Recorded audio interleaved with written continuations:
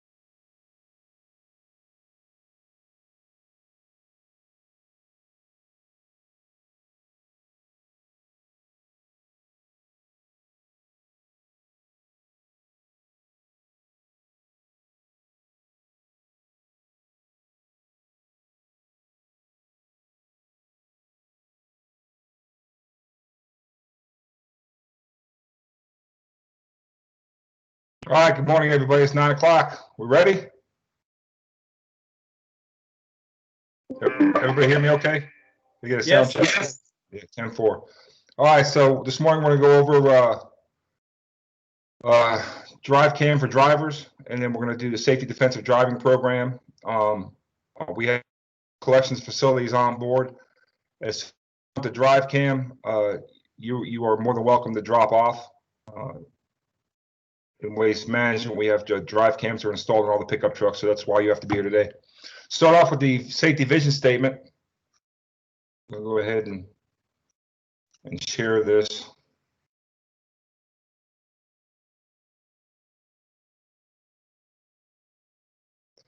Waste management safety vision statement. World-class safety is achieved when committed employees embrace safety as a core value and act consistently to influence behavior. Safety should not be considered a priority, but a core value with no compromise. It requires leadership to clearly communicate and model safe behavior, genuinely care and demonstrate concern for their employees, accept nothing less than a safe operation. It requires employees to accept responsibility for their safe behavior, actively care about the safety of others, participate in all aspects of the waste management safety programs. The employees of waste management are responsible for safety and maintaining a zero tolerance for unsafe actions and conditions. Together, everyone can achieve the level of safety that waste management wants for the company and its employees.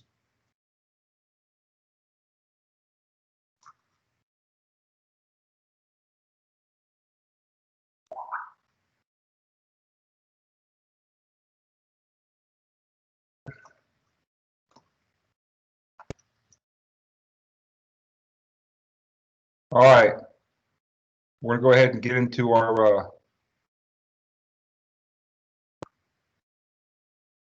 Drivecam presentation.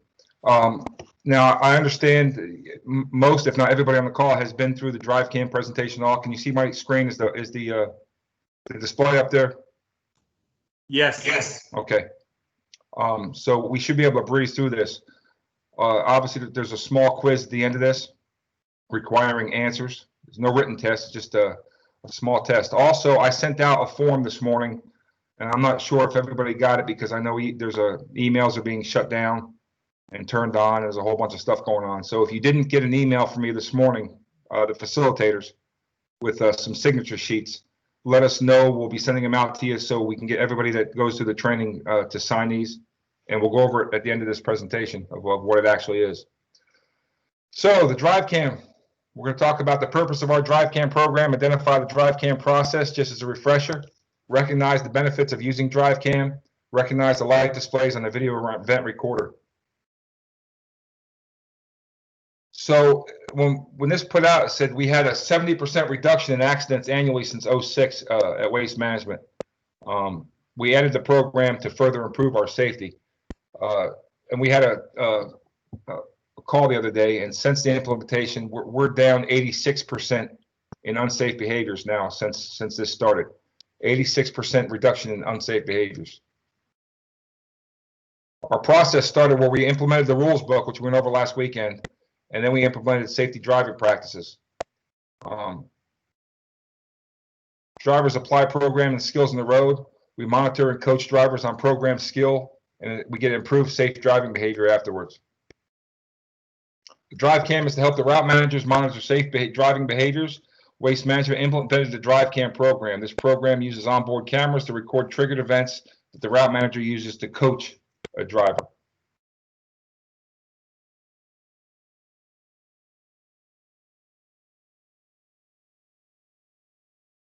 So this is just a recap of the program presentation process. Step 1, obviously the video event recorder is activated by a triggering force. Extreme acceleration, hard braking, extreme cornering, rough or uneven road surfaces, and it says speed. Now, I will tell you this. Speed itself will not activate the Drivecam. So although we have a speeding policy and a speeding discipline points that People Department, which is our HR, will go over with you, the speed itself will not trigger the event. And I don't know why this is put in here in the beginning. All right. Now, if you have an event and you're speeding, well, then obviously we will have that in front of us, but the speed itself will not do it. The video event recorder has outside, inside cab views, records both video and audio. It constantly records. It's constantly on. So if somebody comes up to you and says it's always recording, that is a true statement. But remember, it doesn't save anything until you have an event, right? 8 seconds prior to the event, 4 seconds after the event. So it's 12-second total time save, but it is totally recording the whole time. The saved video audio footage is created by the triggering event, and they're uploaded. The saved video audio footage and data is reviewed by a Drivecam analyst for risk assessment. Positive behaviors are identified for positive recognition.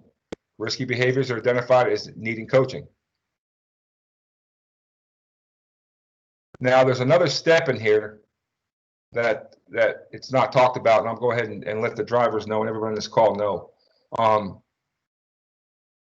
No, this is not a put down of the people that review these events, but the people we hire or that Drivecam hires to review the events are not necessarily transportation specialists or experts.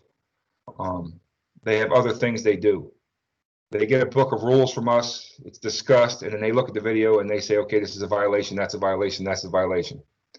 So really, after 3 and 4, where the Drivecam analyst looks for risk assessment, and before the route manager and driver have a conversation, the route manager and /DMGM should have a conversation. If they do not agree, they send an email to myself or Glenn Miller. I technically run the program. Glenn's there also, though he has access the same as I do. And if we look at it and we don't agree that it's a violation, then we have it removed. It won't even be a coaching event. All right, so there's technically a step 4.5 in this whole procedure. So after that's done, if it's either yes, the management agrees with it, or we agree with it, or whatever, the route manager and driver have a coaching session, review and discuss saved video and audio footage, and focus on making the driver safer.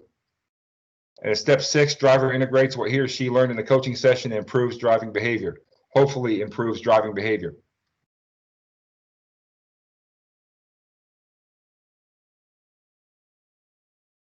Recap of the program presentation. Benefits to the drivers. It may exonerate the driver in an accident.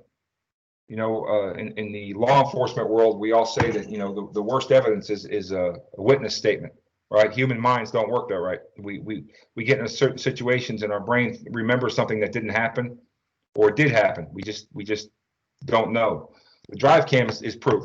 The Drivecam's right there. It shows what happened, what didn't happen. All right. It can be activated manually by the driver to record situations. So if I reach up there and hit one of the buttons, one of the blue buttons just once, just hit it and let go of it, it's going to manually record a 12-second clip. So if something happens that you want somebody to see, we've had it in the past where we've had irate customers coming up and starting trouble. And then, of course, later on, they come back and say, well, your driver did this and your driver did that. Well, we have the recording to prove that we're in the right. So that's a manual event. We had an event over in the west coast of Florida where there was a drive-by shooting. As soon as we serviced the customer, a Capri rolled up alongside of us, got in front of us, and started shooting the house we just serviced. Well, the driver real quickly reached up there and hit the button, so there was a recording of it for law enforcement. So that's how you do a manual. Just hit the button once and let go of it. It helps drivers to continually improve safe driving behaviors. That's what it's there for. Misconceptions of Drivecam. Like I said, it does not save video or audio footage from the entire day of driving, only 12 seconds of the event. Even though it's on the whole time, it's recording the whole time, which it has to. For us to be able to save 12 seconds, it has to be recording it at all times. It cannot be turned on remotely to monitor driving throughout the day. I can't turn it on and see, oh, let's see if John Q is speeding. Let's see if Nancy's over there on the cell phone. We can't do that. It does not work that way. Top 3 questions drivers ask about Drivecam. Can a route manager watch me remotely? And like I just said a second ago, the answer is no, cannot. Once the light is red, is it recording for the rest of the day? No. And here's what we get a lot. So when the Drivecam gets on, it'll turn red to say it has an event saved. Now, in most cases, it'll turn green and go back to green, or if it automatically uploads the event. If it saves it till 10 at night till 2 in the morning, it's going to stay red. Please do not hit a button trying to force download the event. Just let it go. It's not recording you, and if you have another event, it will capture another event. But I know that red light gets in people's minds. Oh, I got to get rid of that red light. I got to get rid of that red light. And we keep seeing you reach up there and hit the buttons. All right, just let it go. It's not recording you, but it's going to keep recording you if you keep touching it. All right. How sensitive is the recorder when it comes to triggering an event? Recorders are calibrated differently depending on the type of vehicle. Now, we go in there when we actually first set up your trucks, and we'll set it to a roll-off truck, front-load truck, whatever vehicle you're driving is what it's set to. It should start to get an algorithm of how that vehicle is used, and certain events shouldn't set it off, like landfills. After a while, it won't set off at a landfill because it knows you're at the landfill. However, vehicles, you might have a bad spring or something with your vehicle, and every time you make a left turn, it goes off. In the past, there's been people that went ahead and sent the sensitivity to a different truck level. So if I'm in a roll-off truck, and the roll-off truck being as light as they are under normal conditions, tends to go off more than the front-load truck. But if it starts going off even more than that, they'll set it to like a cement mixer to make the Drivecam think it's in a heavier truck, and it won't go off as much. That eliminates the problem, but it causes another problem. All right. Now, if you have an accident, everything is discoverable by law enforcement and by the lawyers. And if they go in the system and see I have that truck set as a cement mixer, what are you trying to hide? So if you have a truck like that, either figure out the issue with the springs, the shocks, whatever the problem is, and do it that way, because we will not set it for a different level of truck. We can't have that happen. We don't want to be caught up in a big legal mess.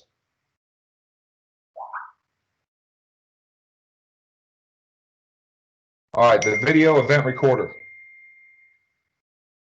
Now, this is the old ER. Now, what I'm going to do, it shows solid green, any state. So if you have an old ER and it's solid green on the left-hand side, it means it's booting up, right? Solid green on the right-hand side, the event recorder is ready to record. Solid red on the right-hand side, there's an event stored in there that needs to be sent. And like I said, leave it alone. It'll send between 10 p.m. and 2 a.m. the next morning. Just let it go.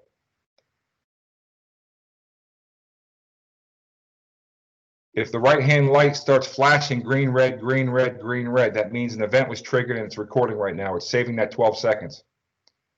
If the right-hand light is blinking red, all right, that means it's sending the event to Drivecam. And if it's going back and forth, green, red, from right to left, you're getting a firmware upgrade. Now, I'm going to switch over here to something real quick. Did a new presentation just pop up? Can anyone tell me? Yes. Okay. That was the old ERs, the first generation and second generation cameras. Now we're in the S.A.F.E.T.Y series. This is the third generation camera. And actually, here in a few months, we're going to be getting trained again because we're getting a brand new set of cameras. Your sites are going to get a brand new S.A.F.E.T.Y camera too, with much more features in it that will be discussed when it comes in. But this is the difference. So obviously, in the new cameras, we don't have a light on the left and the right. There's lights all along the bottom. So instead of having a green light or a red light on the left for powering up, it's got a green light that sweeps back and forth. All right, almost like if you remember Knight Rider, if anybody's old remembers the show Knight Rider with Kit, that light going back and forth across the front of the car, it'll look like that when it's powering up. When it's on and ready for use, the center light out of that whole row, the center one will be green because there is no left or right lights. So it's going to be the center light will be green. That means it's on and ready. When it's ready to save an event, the red light will go back and forth. Just like it's powering up, but instead of being green, it'll be red. And saving an event, instead of flashing red and green back and forth, or the right going red and green, again, red back and forth. For no error, right? On the old camera, if the left-hand light is red, solid red, that means there's a problem. On the new camera, if the middle one is yellow, that means there's a problem. And here it is right here, closer up. Old, new, old, new,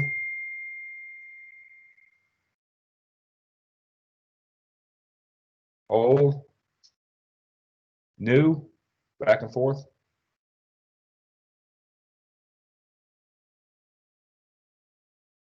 Uploading event, instead of a red flashing light, it'll just start going like this. You know, like see some of the vehicles nowadays in the 70s, the Chargers did them. I think it was a Charger. It had the lights, the turn signals. Instead of just being one blinking, it would go from one side, just go that way. And then it would go off and go that way. Go off and go that way. So that means it's uploading an event. And here's the error, yellow in the middle.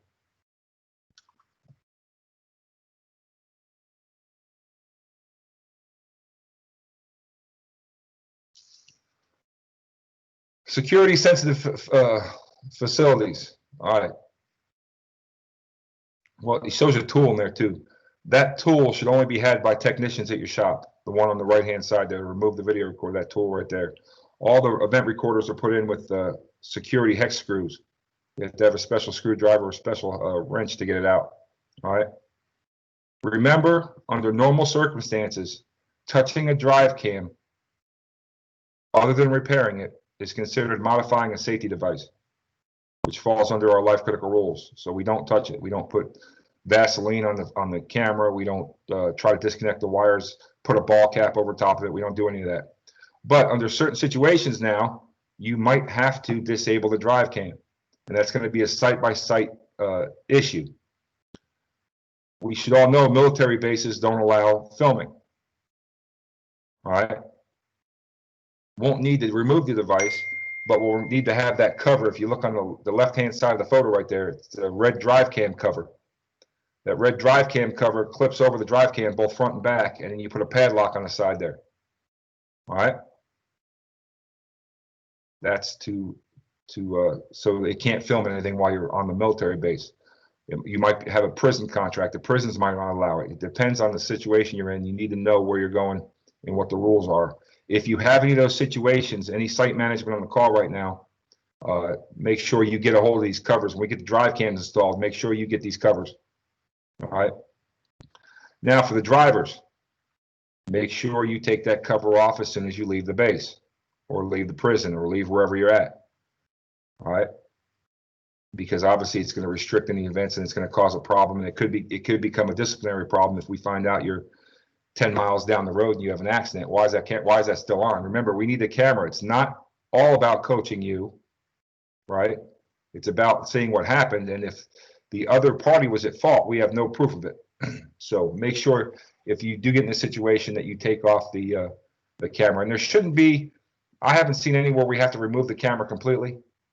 But that could come up too, but I haven't seen it in Florida yet. We talked about it being a life critical rule, right? Prohibited to change, disable, or disconnect or modify equipment. Manufacturer approval must be obtained before any changes are made in the use or design of the equipment. Authorized and specially trained technicians must perform the work. Again, that tool they showed, only the technician should have that wrench.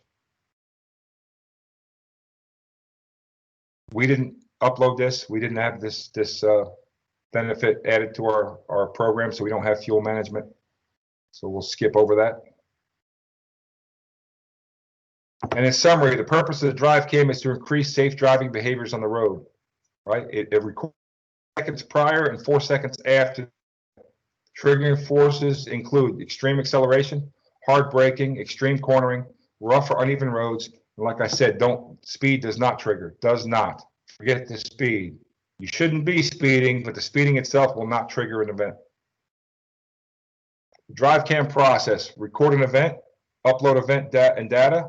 Event is reviewed by Drivecam analysts for risk assessment for positive behaviors, risky behaviors, right? And I'm gonna bring up a Drivecam thing just so everybody knows on here what they're talking about with the positive behaviors. Risky behaviors, coach driver. Driver integrates coaching to improve safe behavior. Remember, in between there, between coaching driver and risky behaviors, if there's a question about an event that your management doesn't agree with, it'll be sent to myself and or Glenn, and we'll look at it. And if we agree with you, we'll have it removed. All right. Driver integrates coaching to improve safe behavior. Benefits of Drivecam to a driver: may exonerate the driver in an accident. Can be activated manually by driver to record situations. Helps driver to continue to improve safe driving behaviors. We don't do the fuel. We talked about the restrictive security environments, the lens cover, and the removal of recorder. So, quick quiz on the Drivecam. This is where we're going to need some answers. The video event recorder is activated by a triggering force. True or false?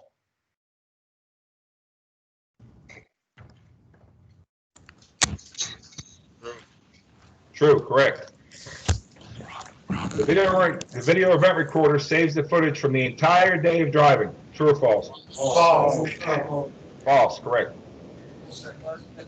Video event recorder only records what is happening outside the cab. False. False. The Drivecam analyst determines the risk value of recorded events. True. The video event recorder can be activated manually by the driver. True. A route manager can access the video event recorder and watch a driver in real time. False. Do we all believe that? No.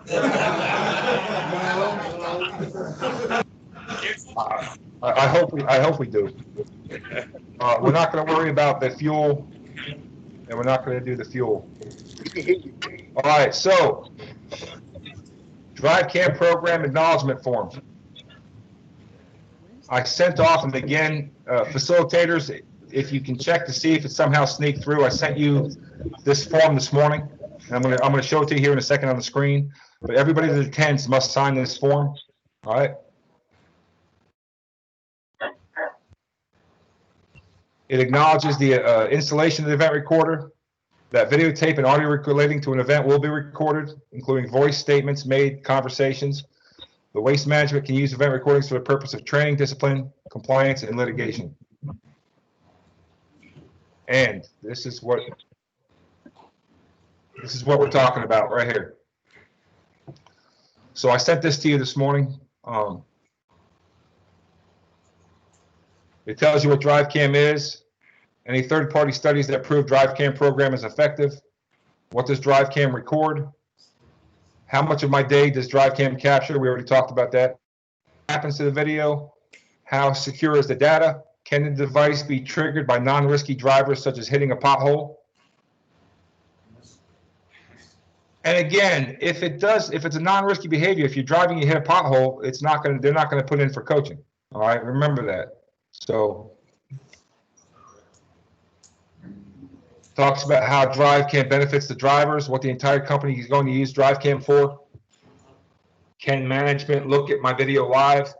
Can someone retrieve video beyond 12-second triggered video? No.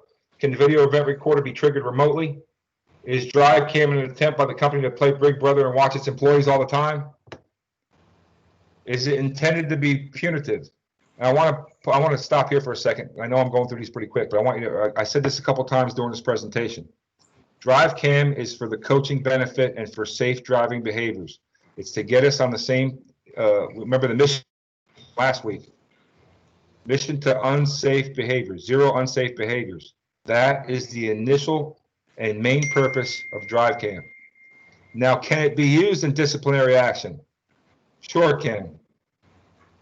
If you keep having the same event, you just keep snubbing your nose at the rules, then obviously down the line. But it shouldn't be, hey, you shouldn't be screamed at, you shouldn't be put down for this. Is just a coaching tool. Hey, let's try to work on this. But if you keep having the same event over and over and over and over again, then apparently there's an issue that you don't want to change, or you just don't care about, and then it could become a discipline. But it's not just for punitive action. It's not what it was intended for. Does Drivecam create a new set of driver policies? No. Why does my company need Drivecam? And then you're going to have the acknowledgement form. And this is just you're going to print your name in here and you're going to sign it.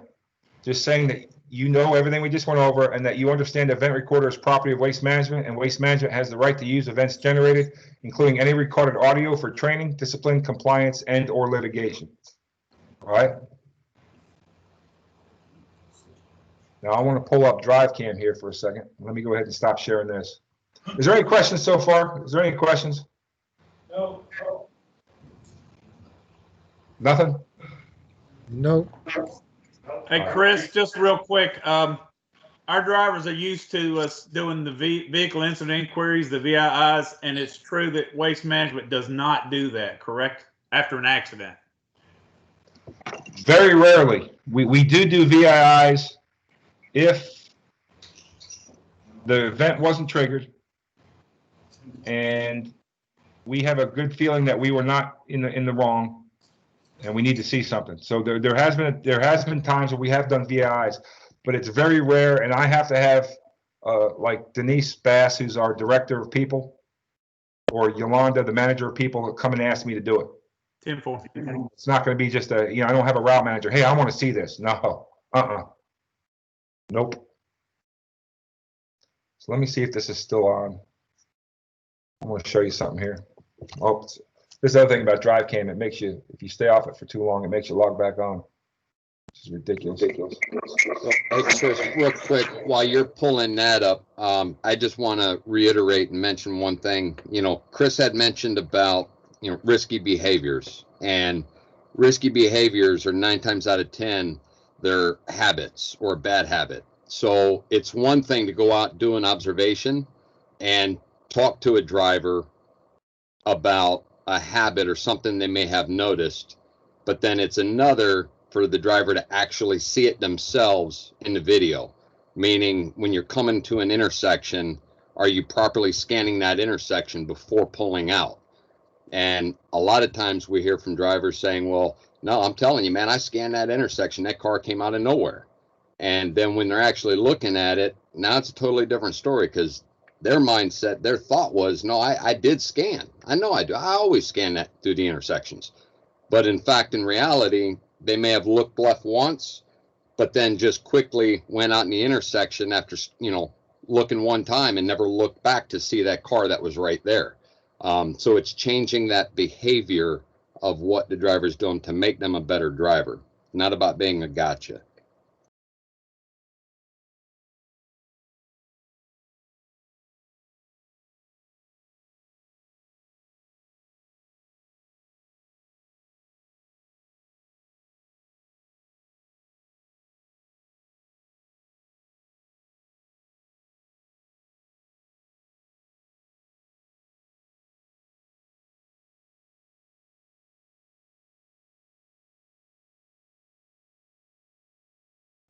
All right, everybody see my Drivecam up there? Yeah. Now, this is what I was talking about. So we talked about Drivecam is not, it wasn't intended for punitive or for discipline. Yes, we can use it for discipline if like I talked about, we all don't get it and we just want to keep doing what we want to do. but it's there to coach us, to get us to do the right thing, the way waste management wants or the way the law wants it. But you also saw in there, it talked about, what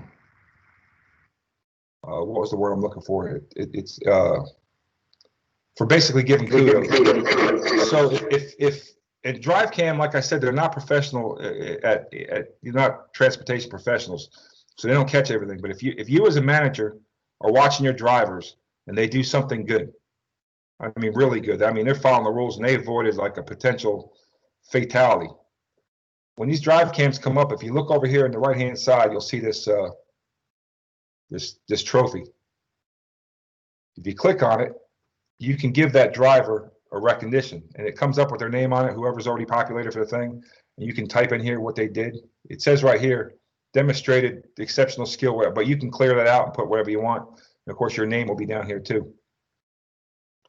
And of course, here at Waste Management, you'll find about later on, along with that, we have a points program where you can give them points towards gift cards, merchandise, whatever it is. We have a catalog that they can go through. So just so you know, and I'm pretty sure it's the same in your Drivecam program too, but let's make sure we're using that if we have a driver that's doing something really good and saves us from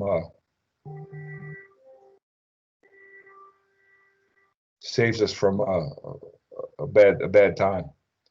Let me try to go here real quick.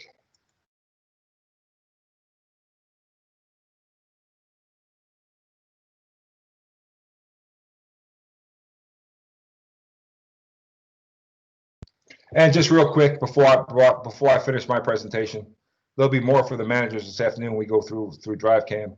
But these are the behaviors that we're looking to coach, right? Collision, possible collision, near collision unavoidable, cell phone observed, handheld, cell phone handheld distraction, cell phone hands-free observed, cell phone hands-free distraction, other communication devices, observed and distraction, food and drink, electronic device, observed a distraction, passenger problem, other distraction, drowsy, falling asleep, aggressive, other concern, all the following distances, right? Now, I want to bring something up in the following distances so there's not a confusion between the drivers and later on when we talk to the managers. If you say, well, this guy's doing that. So I was always taught myself to worry about myself as far as what I'm doing wrong, not what other people doing wrong around me.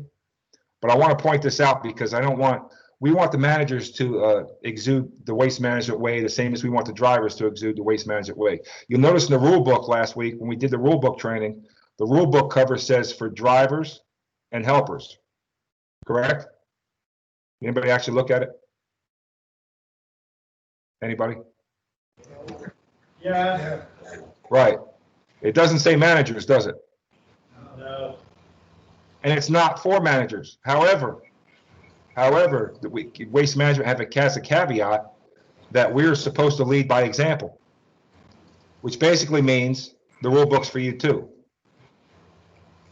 with a few exceptions. So, obviously we're not going to, in our pickup trucks, we're not going to mess with Drivecam. That's disabling a safety device. We're not going to do that. But I want to talk about the following distance real quick because drivers are going to see this. So waste management says that the trucks need to maintain a minimum of 4-second following distance, correct? Right. And why is that? Think of braking distance. And I'm trying to get to why is the braking distance further? Well, wait. Air brakes, right? Yeah. Right. It takes the 0.6 seconds for the air to go from the compressor or from the tanks to the brakes, right? And number two, a harder tire composition, correct? Right? Yep. Okay. So we have harder tires, we have air brakes. Does a pickup truck have harder tires and air brakes? No. So a minimum following distance pickup truck. Now we don't want you to do this. We like you to maintain 4.2, but it's 2 seconds. All right. So if you see a pickup truck following at 2 seconds, you come back. Well, the manager's following it too. There's a difference. Now, hopefully they're trying to stay back further than that, but I just don't want. I'm trying to cut that off here at the pass. All right. Because the pickup truck has the softer tires and they have hydraulic brakes, they don't have to maintain 4 seconds. But like I said before with the rules, we want to display the same stuff that the drivers do. So try to maintain as far as you can, but there is a difference there. So too fast conditions, unsafe lane changes, mirror use, late response, intersection awareness, not scanning the roadway. How about when somebody, how long do you get to back off? What was that? So what about when somebody cuts in front of you? How long of a time do you react, back off to 4 seconds? Well, if it's an unexpected event, right? According to the training we did, it should give you, and we're going to talk about it later in some training we're doing later, the next training. But for something we don't expect, the average person takes 1.6 seconds to respond. All right. However, we're going to talk about this in safety defensive driving. We have to expect people to do stupid things. We have the CDLs, we're the professionals, right? We must realize they're going to do something stupid. So, but 1.6 is the average for something that we don't expect to happen. Obviously, the unbelted, passenger unbelted, camera issues. Here's other. This is the event triggers, and we have some custom drives, custom behaviors like right side driving. So you'll see a lot of these come through, especially if we, for the ASLs, we have a right side drive truck, right? And then you have the dual drive trucks, right and left. They'll hit a lot of our right side drive trucks, and we try to label side only, but they'll hit them for right side failure, like they're doing over 20 miles an hour. Well, that's for stand up right side. So obviously I'll have that one thrown out because we're not standing up right side, we're sitting down seat belted, and that's the only place we can drive from. So there's no violation here. They'll hit us sometimes for right side driving, a violation, if they see a stand-up driver backing up. Well, our rules say you can back up as long as you have a swivel monitor camera and the mirrors are motorized. So I'll have to have that thrown out. So there's some things there, and the managers later on, we do the manager training this afternoon, we'll talk about it, about how to get me and Glenn involved, and we can get rid of some of this stuff once it happens. But with that being said, I'm done with the Drivecam. I told you it was going to be pretty quick. Does anybody have any questions? No. We're 100% good. Yes. All right, Glenn. You want to bring up your presentation? Yep. All right. So those of you that are in post collections, you guys can go ahead and jump off unless you want to stick around for the defensive driving. But if not, then we'll reconvene with the manager's training afterwards. So let me pull this up here.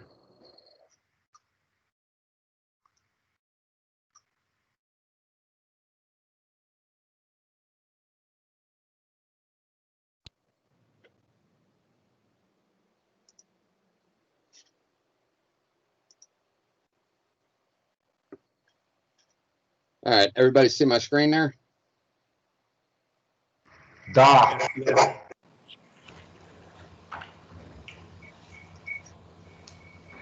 Make it large. All right, so safety, defensive driving. So in the introduction, did you receive a refuse truck for your 16th birthday? No. Sounds like a crazy question. You probably didn't receive a refuse truck for your 16th birthday. And if you did, well, you probably got an Uncle Tony or, somebody in the mob. But at any point, you did start driving a garbage truck and you've spent a lot of time practicing the skills of driving safely. You started concentrating on the mechanics of driving and concentrating on your hands, feet, etc. And because it's a new skill, eventually you're able to do that part of driving easier and concentrate on what is happening around you. So it's important to understand that not all skills and habits you learned in your personal vehicle are going to transfer over to driving a refuge truck. So new habits have to be developed. And to transition that, to see how different a refuge truck is from your personal vehicle, we're going to go into some of the fundamentals on what makes them different. Now, I think, if I'm not mistaken, a good majority of you all have been trained on the Smith system, the 5 keys to safe driving, as did us here at Waste Management several years back. And that program wasn't really specifically designed for commercial vehicles, let alone refuge trucks. So with that being said, Waste Management has developed their own program that is specific to refuge trucks and what we do on a day-to-day basis. So what you need, obviously, is time and experience behind the wheel of an actual refuge truck, despite any and all previous commercial motor vehicle experiences. The purpose of that is every one of them's different, from whether we're driving a tractor trailer for several years, where backing obviously is going to be completely different and backwards from what you're doing on a straight truck, right? Knowledge of the truck you operate, as well as strong fundamental skills, watching, processing, and reacting. Specific instruction on how to counter the elevated risk of driving a large, heavy, and tall truck. So a refuge truck dynamics: 1, they're bigger than your personal vehicle. 2, they're slower on takeoff. 3, they need more distance to emergency brake. 4, the changing center of mass. And then 5, disrupt traffic flow.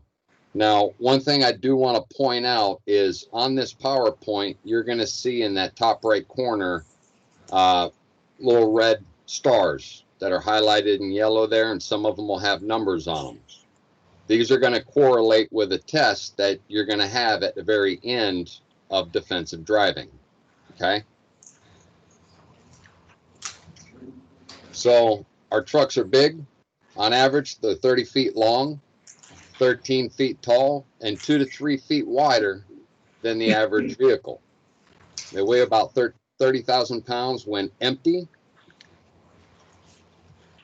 Slower to accelerate than most vehicles, then creating risk when competing for space and or turning. Our trucks need 3 times the average number of seconds to safely execute a lane change in traffic. Okay, notice the star up top. Remember what I just said. 3 times the average number of seconds to safely execute a lane change in traffic. They need more distance to emergency brake. They hard brake at a rate 30% inferior to passenger vehicles. Braking efficiency is determined by 1, the tire composition. The tires are harder and stiffer. And then the use of air-dependent braking systems, which leads to a 0.6 second delay between pressure on the pedal and actual braking. So the center of mass can change. The weight of the load influences the truck stability. Load and debris will also determine the center of mass. So all throughout the day, that center of mass is going to consistently change throughout the day. And not one day is going to be the same than any other. Rain can have a factor, whether the load's wet, whether it's dry, whether you, especially for commercial front load, if you're more of in a industrial area, picking up items that may not pack as great versus picking up a shopping center with a lot of restaurants and so forth that has a lot more wet garbage and so forth in there. That's going to continuously change. And then where it goes into that truck once it starts packing, whether it's more up top in the center on one side and so forth, we really don't have much control over that and where it's at. So it's going to consistently change throughout the day. Regularly disrupts traffic flow. Our refuse trucks disrupt traffic flow significantly more than emergency vehicles without any benefit of emergency lights or sirens. Disrupt traffic flow during customer service operations. Enter and exiting roadways outside of normal traffic flow several times throughout the day.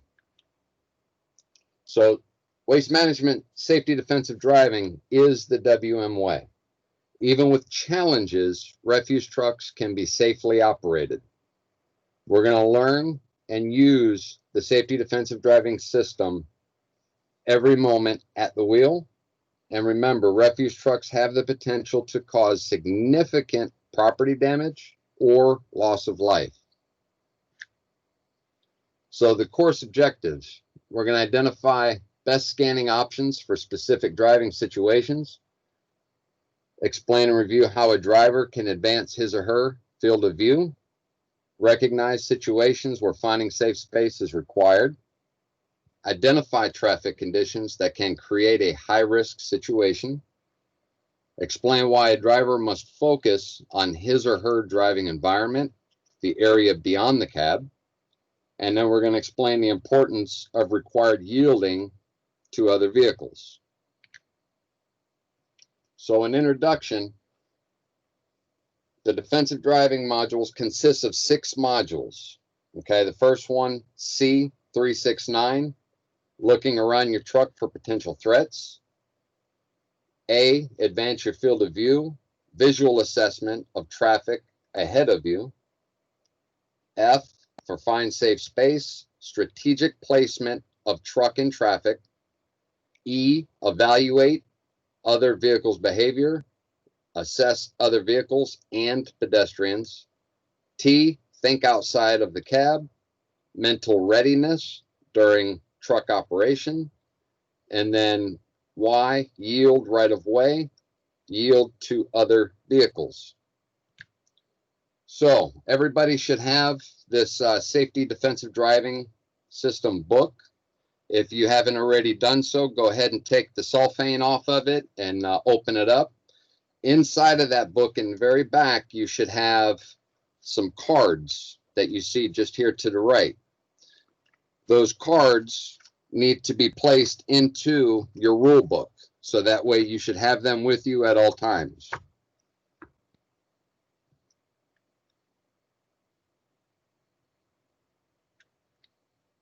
Now give everybody a minute there to get your book situated and go ahead and stick those inserts inside your rule books.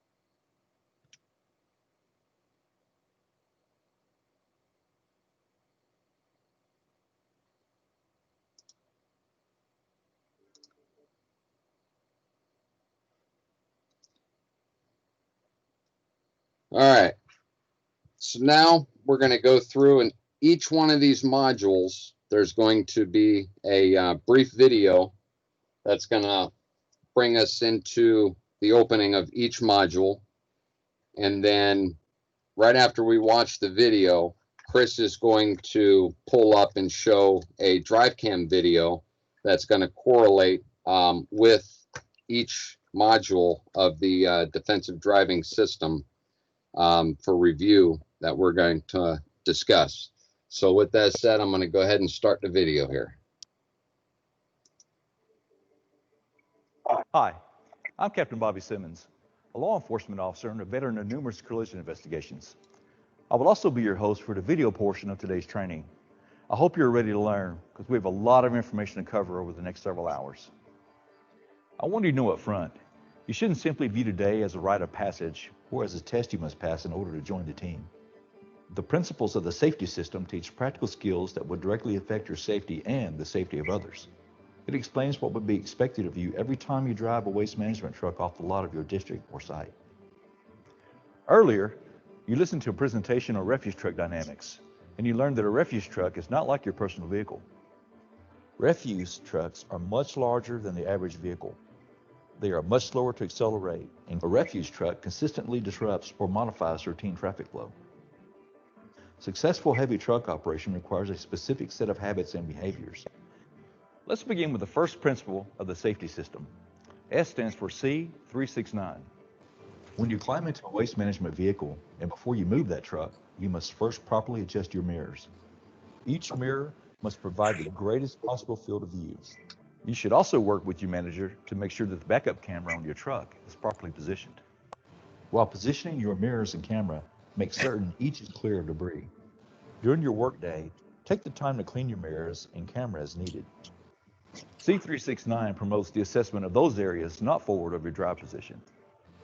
Think of your truck as a clock face, with 12 representing the nose of the truck, whether it is mobile, stationary, or backing. 3 would then represent the right side of the truck, while 6 is the rear of the truck, and 9 is the left side of the truck. I don't want to seem overly critical of the driving public, but it's been my experience that most people drive with tunnel vision. He or she will identify the area that seems to represent the greatest threat, usually the lane just ahead, and this is where their eyes and attention are locked. This is also true during backing. A number of collision sequences will begin with traffic activity in your vicinity, but not in your normal field of view. A safe driver will leverage every advantage, including an assessment of traffic activity behind their city position. In my career, I have had people ask me what separates the average motorist from a safe driving professional. I tell them the first thing is knowledge of the abilities and limitations of the truck they operate. The next thing is awareness. A safe driving professional will see more than the average motorist, looking for the earliest signs of trouble and taking defensive action the moment a threat is detected. C369 is one method for increasing that awareness as a professional. It will let you collect more data from the roadway environment, allowing you to take action several seconds ahead of the average trigger point for the average motorist. You'll also learn today that there is no established frequency for how often you should check your mirrors. No one is in a better position than you when it comes to understanding the roadway environment. You must make a real-time assessment of the roadway profile and traffic conditions and decide how much you need to know about the lanes and vehicles around you.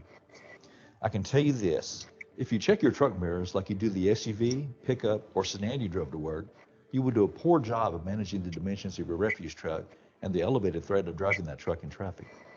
During this module, your trainer will also explain to you how C369 is used during backing. As an investigator, I can tell you where most drivers make their mistake. They fixate on one object during backing, whether static or moving, and assume that if they strike something, it will be that sign or that vehicle.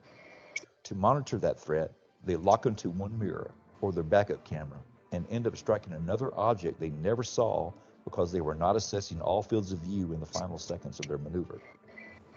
Like I said earlier, the refuse truck you operate is big, it is long, and it is wide. You will use more of the available lane, and you will frequently feel squeezed by traffic. You need to know what is going on around you, and how often you look will depend on the roadway environment. I'm going to turn things back over to your trainer, but remember what I said. The information you review today is valuable. You must know the abilities and limitations of any commercial truck you plan to drive on a public roadway.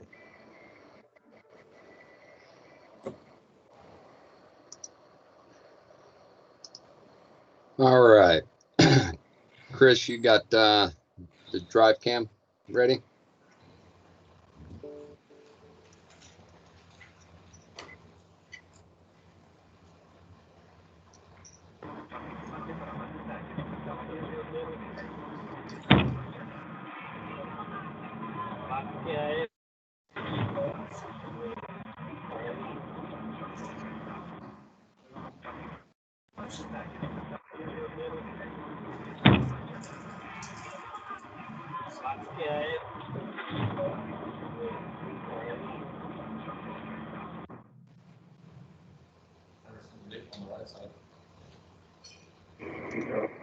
All right, so from that video, what did y'all see?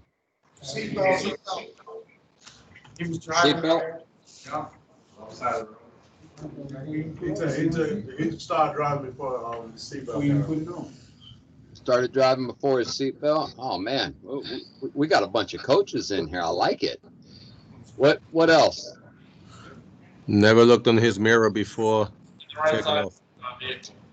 Yep, never checked his mirror before moving, right? So potentially was a risky maneuver that could have resulted in an accident, right? Because he never checked or never even scanned. So the objectives of C369, we're going to identify the 369 locations on a truck, explain how often mirrors and the monitors should be scanned, identify situations that require more frequent scanning of mirrors and the monitor, and we're going to explain the R factor.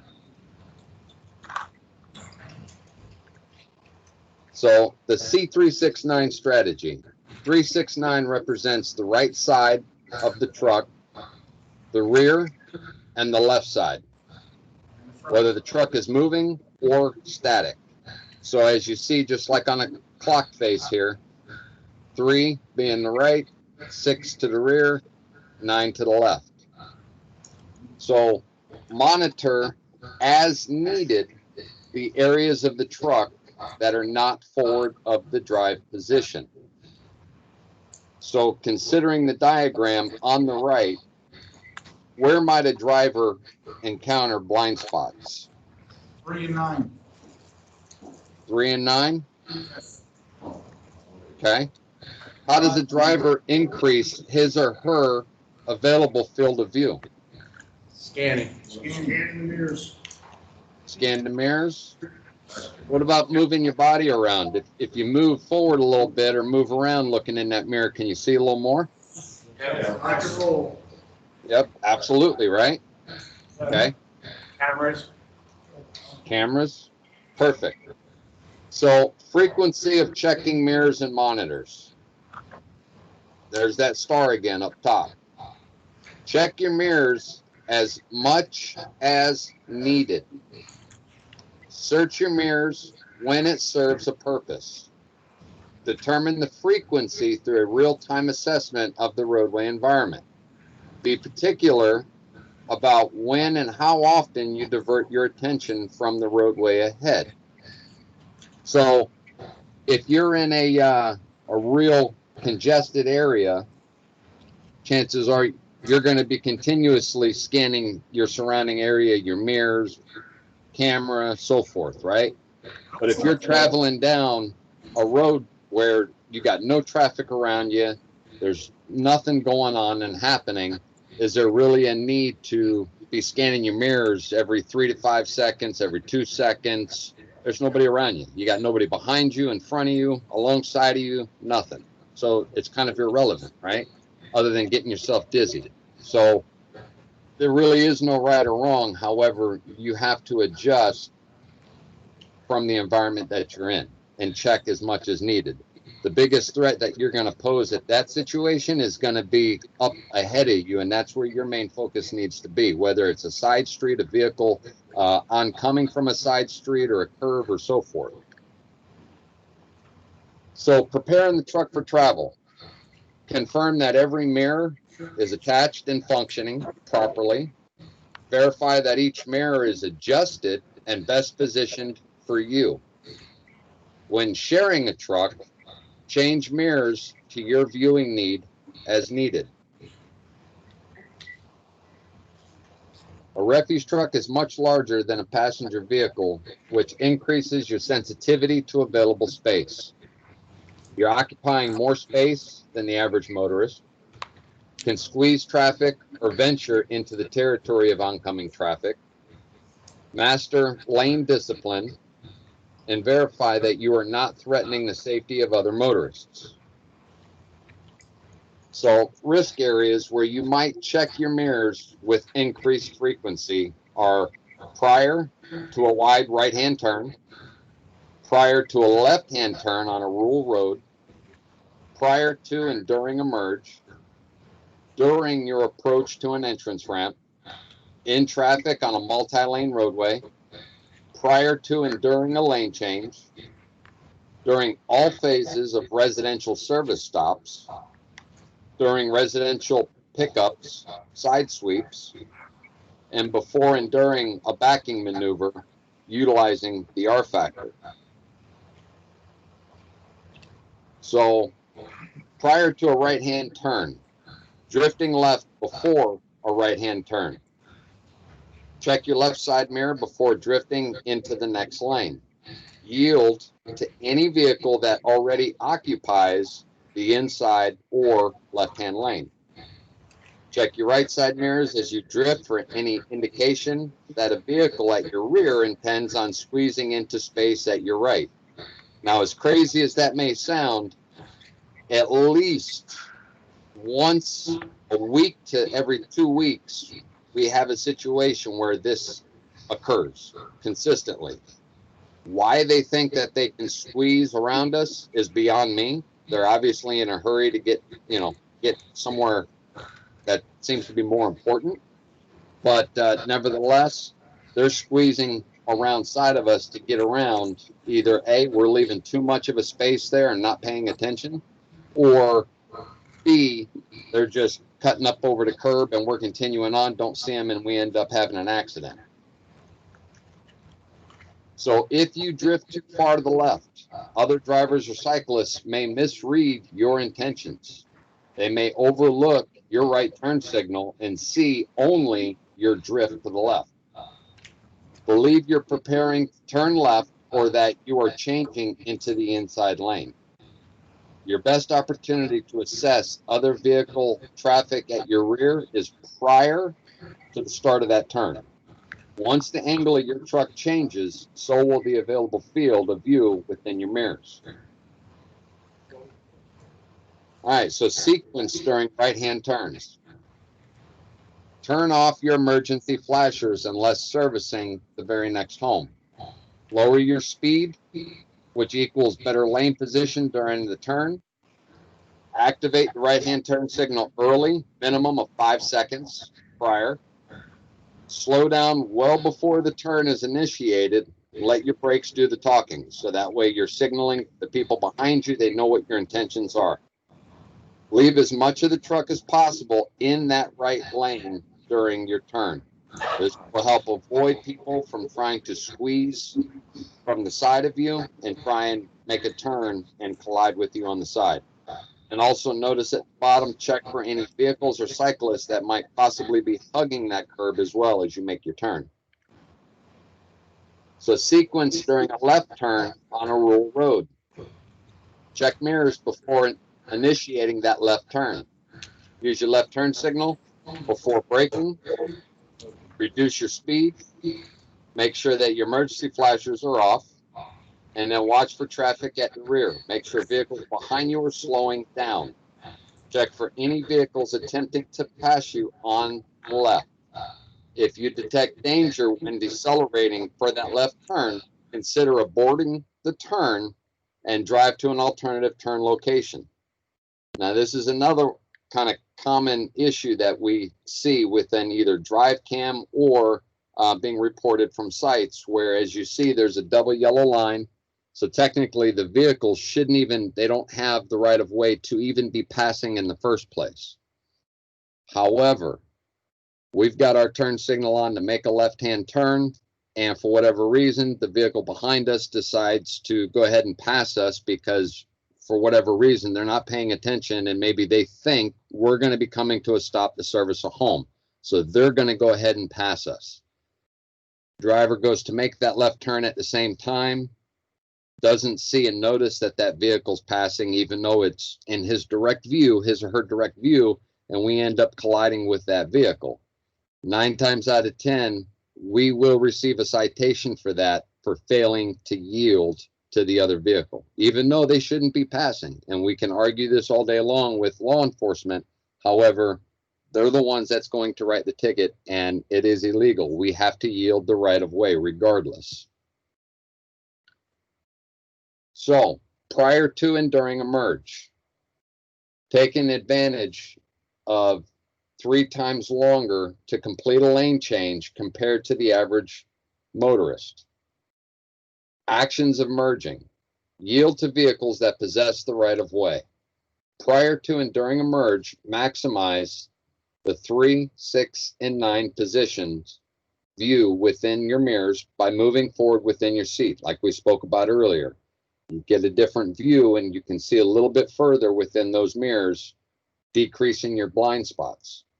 If your head position is static during a lane change, you cannot see all that you need to due to truck blind spots. Now, you're not going to see 100% of everything, but you can definitely increase that view and see a lot more, minimizing the amount of blind spots. Managing a multi-lane roadway. Be aware of traffic behavior at your 3, 6, and 9 is going to improve decisions on speed and lane occupancy. Analyzing rear traffic behavior intermittently will provide critical knowledge. And check your mirrors for traffic conditions. More traffic, check mirrors more often.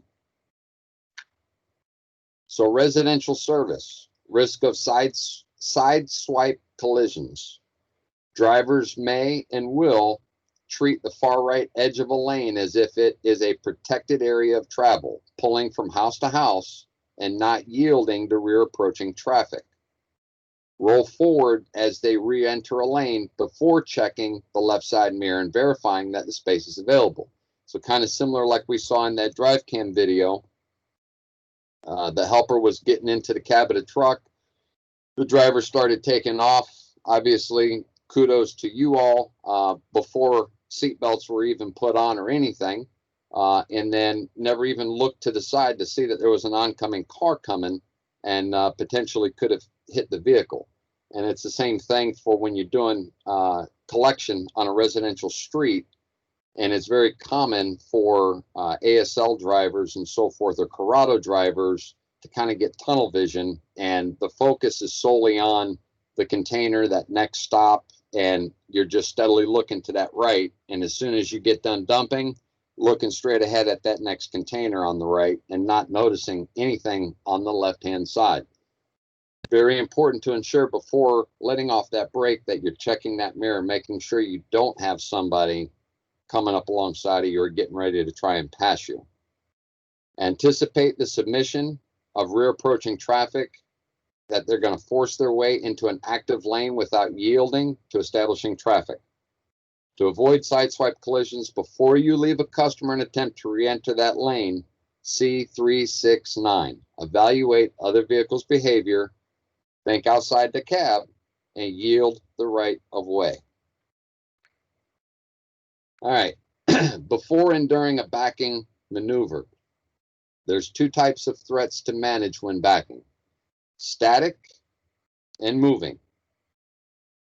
Before backing, use predictive analysis to assess the area.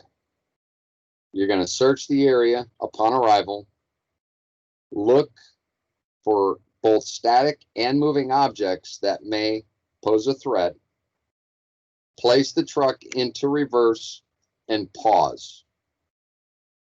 Back the truck in a straight line when possible. You're going to wait 3 seconds, check mirrors, the surrounding area, and the camera monitor before you start moving backwards. So why would you wait 3 seconds before moving once you place the truck into reverse?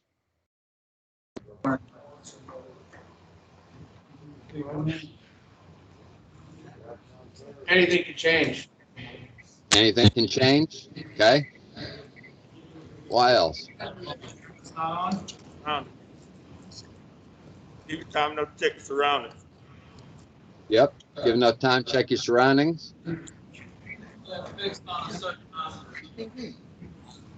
What was that? I heard somebody saying something.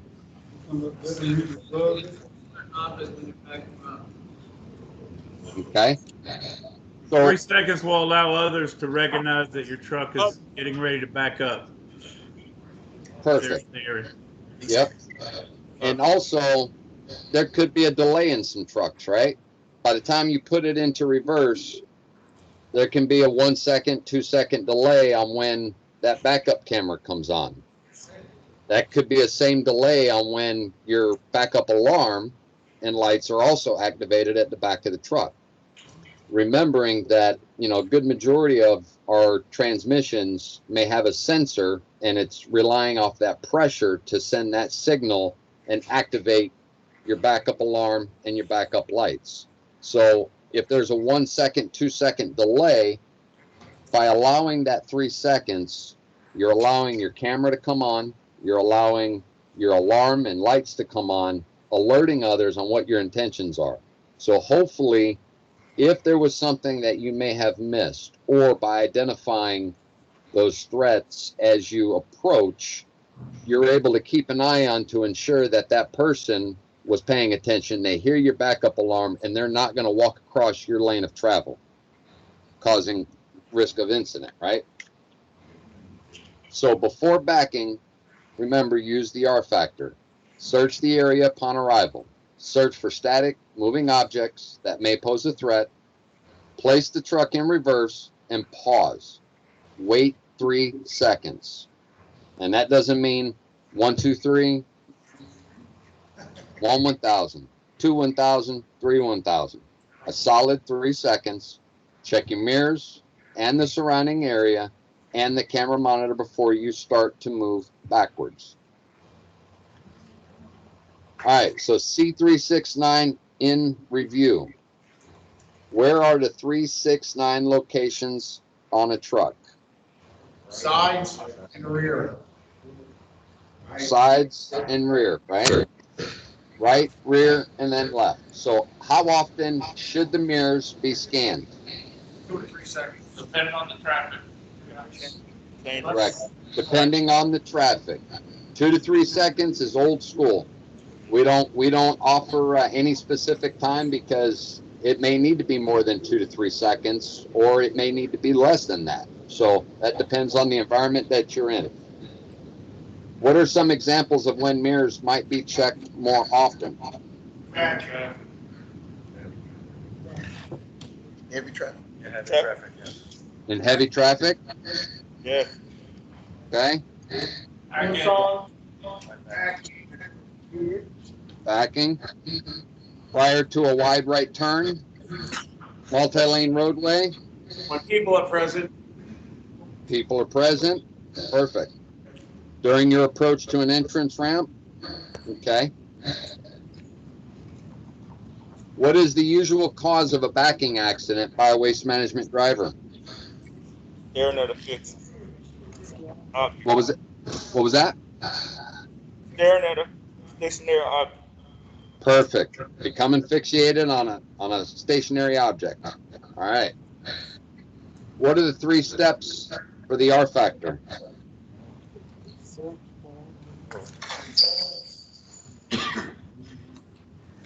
Pause for 3 seconds. Pause for 3 seconds. Check your surrounding mirrors. Yep. Someone say search the area. All right. Perfect. Which comes first? Checking your mirrors or moving the truck forward prior to a lane entry during a residential service stop? Checking your mirrors. Awesome. All right. So before we move into advance your field of view in the video, I've got 11 after 10. So let's go ahead and take a break, and that way everybody can stretch, use the restroom. Let's come back at 10:25, and we'll reconvene and start back up at 10:25.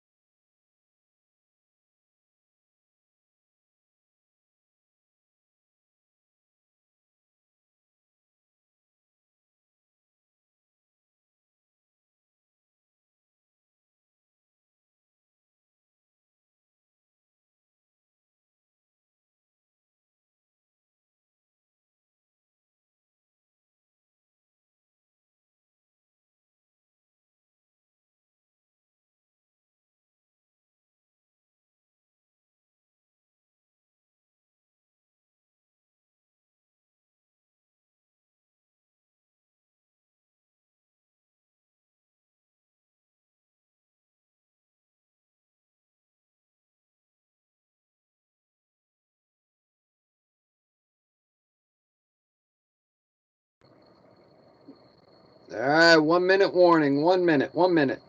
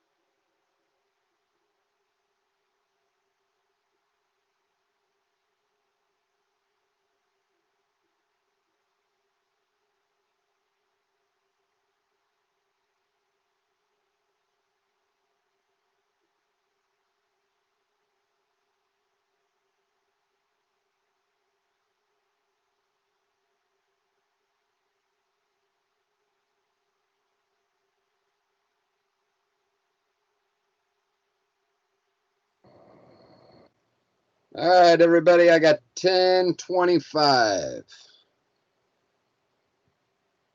Where's, looks like we're missing a bunch of folks from Palm Beach. Got a couple people sleeping there. Give everybody a couple seconds to get back into the room and wake up.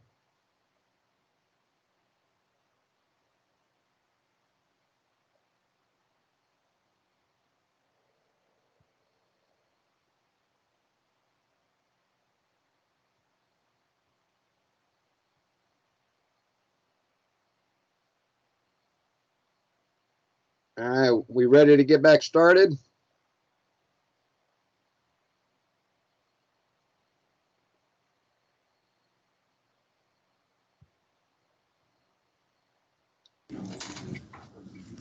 Yes, we're ready.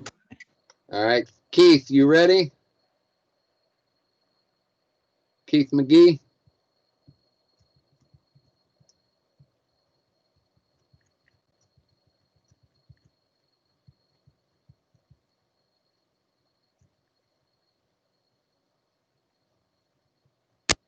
I'm ready, Glenn. All right, 10-4. I didn't know if we lost you. I saw your camera drop off last minute, so I'm just making sure you guys were good. All right. So let's get back started. We're going to go into advance your field of view, and I'm going to turn it over to Mr. Bobby Simmons here to walk us through the next video. As a refuse truck driver, you enjoy a handful of advantages. One of those advantages is your ability to see much further in traffic than the average motorist. Your drive position sits much higher off the ground than whatever you park in your driveway at home, and you can easily see over smaller vehicles. As an investigator, I've heard every excuse in the book when asking drivers what caused their collision. But there is one I am familiar with that I know to be true. When a driver tells me that other cars seem to come out of nowhere, I believe them, because that is what happens when you're not paying enough attention to the roadway environment. Unsafe drivers generally follow a predictable pattern. They will narrow their field of view and concentrate on the area just forward of their occupied position, or they will attach their focus to the rear bumper of the vehicle they are following. They incorrectly believe that monitoring the area just forward of their occupied position will put them in the best position to respond to threats. The reality is quite different. If you lock your eyes onto a single vehicle, you may miss the early stages of an accident sequence. Watching the brake lights of a car just ahead of you might lead you to miss the bus that is recklessly pulling out from a stop sign ahead of you and on your right. Most accidents involve behavior that originates forward of your travel position. That may be a little different for waste management drivers because of the volume of backing that takes place on service routes. But if it happens on a public roadway, at least one of those drivers would have had the opportunity to avoid the collision. When it comes to scanning the area forward of your drive position, you should always include frequent glances of the roadway or landscape 12 to 15 seconds ahead of your occupied position. Look, I'm not offended by excuses, but I take a practical approach to this job. If you find yourself staring over a ticket book at a police officer, that officer will not be sympathetic if you claim that your truck did not brake well enough to stop for a red light or to avoid a rear-end collision. As a refuse truck driver who operates a large truck, one that brakes and handles differently than other vehicles, it is your job to drive your truck more defensively than you would your personal vehicle. Looking far enough ahead will help you level the playing field because you will see more than the average driver. To me, that almost sounds like an unfair advantage.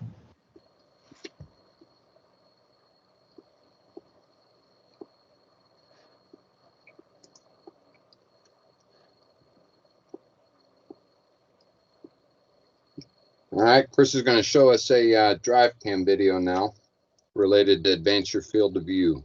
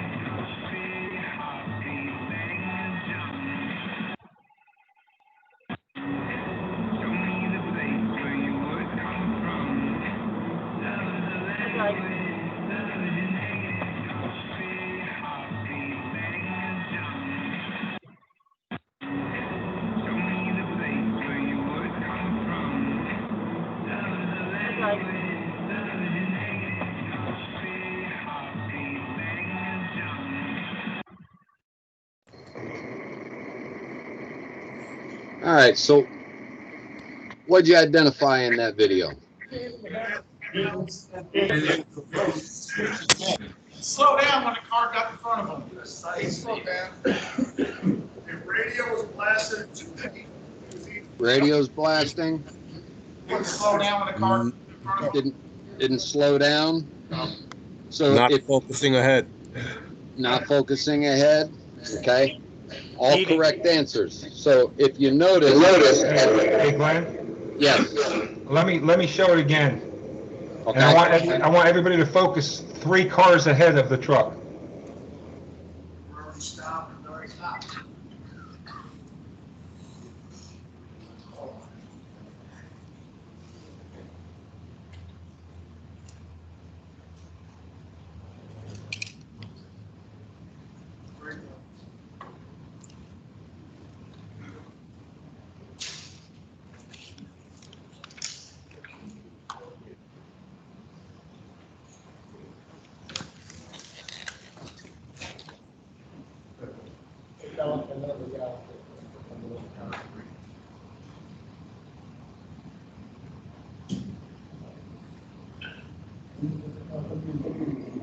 Thanks, Chris. So if you noticed, and you can see it in the drive cam, the vehicle 3 cars ahead, you could see the third brake light, and then in a couple instances you could see that passenger side brake light on the right side of that vehicle activating as well. So by advancing your field of view, identifying they're on the brakes, obviously the vehicle behind them and then the one behind them, which is directly in front of us, is going to have to obviously hit their brakes. Our vehicle was traveling at 45.9, 45.8 miles an hour and really didn't change until after the brake lights were already activated. Then we're starting to slow down. By that time, it's a little bit too late, causing a almost near miss. All right. So let's get this back. All right, so the objectives. We're going to describe how data is collected from the roadway, explain the method used to scan ahead, recall how far ahead a driver should glance when possible, recognize situations where a driver should adjust his or her approach based on what is detected ahead, and identify the driver habit that most threatens your ability to advance your field of view. So a comprehensive analysis of the roadway environment to include areas that are close, areas ahead of a driver's occupied position, and then most serious accidents begin with the activity that is forward of the driver's seat.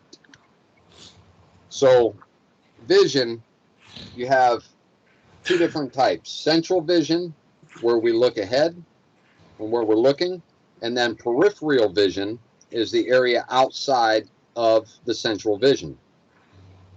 Seeing the full horizon, only a sliver of the human eye is actually capable of actual focus. To see actual detail on a landscape, your eyes must start quickly from point to point on the full horizon to be able to fully see everything. Advancing your field of view by moving your eyes back and forth in the environment is going to keep your attention level high and collect more detail from the landscape ahead. Take advantage of the height of your cab to be able to see over the traffic. So if you identify and see somewhere up here that you see brake lights, because you can't see what's going on the opposite end of that hill crest, right? But if you start to see everyone's on their brakes, this is a good indicator that pretty soon as you start approaching, you're going to have to be doing the same. There's something up there, whether it's a state trooper, an emergency vehicle, somebody broke down, could be an accident, could be a number of different things. But instead of waiting until you get to that point to hit your brakes, allowing someone that's behind you, maybe they're not paying attention, following too closely, then they're going to end up rear-ending you. Granted, no, they may receive the citation for it, but now you're going to have to sit there on the side of the road, wait for a cop to show up, wait for your manager, and you're going to lose, you know, an hour, 2 hours, whatever that may be, of your route time sitting there on the side of the road when it potentially could have been avoided. So glancing 12 to 15 seconds ahead where possible. A driver should monitor for potential problems ahead. So traveling and driving at 30 miles per hour, utilizing a 12-second eye lead time, you're able to scan 528 feet. Okay. 15-second eye lead time, 660 feet. And then you see that gradually increase by each miles per hour from 40 up to 50. Utilizing a 15-second eye lead time, you have 1,100 feet. So feet per second is X. Eye lead time equals eye lead distance. Remember to convert miles per hour to feet per second. So some conditions that may require driving adjustments. Construction activity, limited view from a hill crest, significant curves marked by advanced signage, overhead clearances, intersections with known view of obstructions, intersections with known pedestrian presence, railroad crossings, and then areas of merging traffic. And then you see some examples there to the right. So defensive responses used to mitigate risk.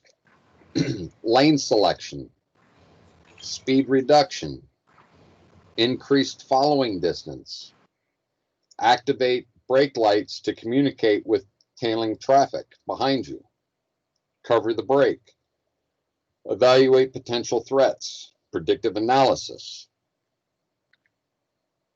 So merging traffic or on an entrance ramp. Identify motorists who may enter within your lane, know what is going on next to you and at your rear. Position yourself defensively and create space for merging traffic. Note the speed of vehicles that are going to enter and adjust your speed appropriately. So if you're traveling down the highway and you see there's a vehicle coming on from the ramp, getting on to wanting to merge over into your lane, and maybe you're in that right lane because you're getting ready to exit at that very next exit right there. So if you identify the person next to you that's trying to get into traffic, and for whatever reason they're not capable of finding that accelerator pedal and it seems like they're right up alongside of you, well, you should be identifying that ahead of time and let off of the throttle. You may not need to hit your brakes if you do it in advance, but let them move on. It's not worth it. They're obviously not paying attention, so you're going to have to drive for them. Let off the throttle, let them get up ahead of you, even though as aggravating as it is. Don't take the aggressive approach and try and force your way in and force them either to cut you off or collide with us. So do not accelerate beyond the posted speed limit to avoid merging traffic, and do not make rapid lane changes. The goal is safe, cooperation. Drop 10 before you're in, reducing your speed by a minimum of 10 miles per hour prior to the onset of a curve.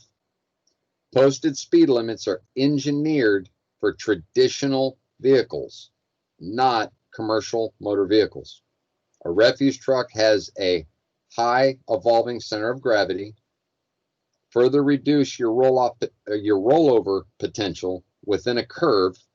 Do not brake inside a significant curve if it can be avoided. You want to do it prior. And do not jerk the wheel when it can be avoided inside a curve. So if you drop 10 and slow down prior to that curve, there really should be no reason for you to have to hit the brake real hard while you're in that curve or even jerk the wheel. Use drop 10 prior to entry of a significant curve or any curve preceded by advanced warning signs. So advancing your field of view is a difference maker. Stay back so you can glance ahead comfortably and regularly. Improper following distance is the biggest obstacle when it comes to utilizing the A principle effectively. So if you're following too close to another vehicle, and even let's just say because of your height within that cab, if it's a tractor trailer, you definitely aren't going to be able to advance your field of view whatsoever. Or if you're tailing too closely and you have poor following distance, even from a car, even though you can see ahead of that car, your reaction time, if they decide to dynamite their brakes for whatever reason, you're not going to be able to stop in time. So identifying up ahead, as you see here in this picture, you have a crosswalk. So by identifying that in advance, you should have your foot off of the throttle, and if need be, hovering over the brake just in case. Knowing pedestrians always have the right of way, a lot of them may take the ignorant approach, and regardless, knowing they have that right of way, they're just going to go ahead and walk across right dead in front of the truck. It happens all the time. We've had cases where, you know, someone wanted to commit suicide and literally walk directly in front of our truck. And we had a Drivecam video from one of our sites here in Florida that happened in. And thankfully, the driver had identified the person on the side of the road well in advance, had his foot off the gas, hovering over the brake. Sure enough, they were just nonchalantly walked right dead in front of our truck. The driver was able to stop. You know, fortunately, the other person was not successful in what he was trying to do. But fortunately, the driver was able to stop for his sake because, you know, regardless what the other person's intentions were, that can be life altering and changing for the driver as well.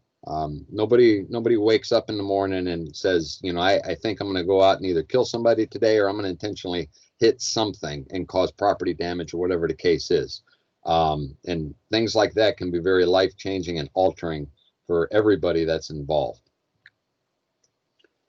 So advancing your field of view, how far should you glance when possible to collect enough information from the roadway ahead?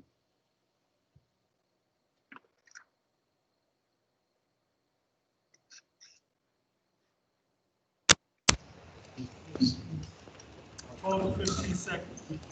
12 to 15 seconds, perfect. How does darting your eyes back and forth help when looking ahead?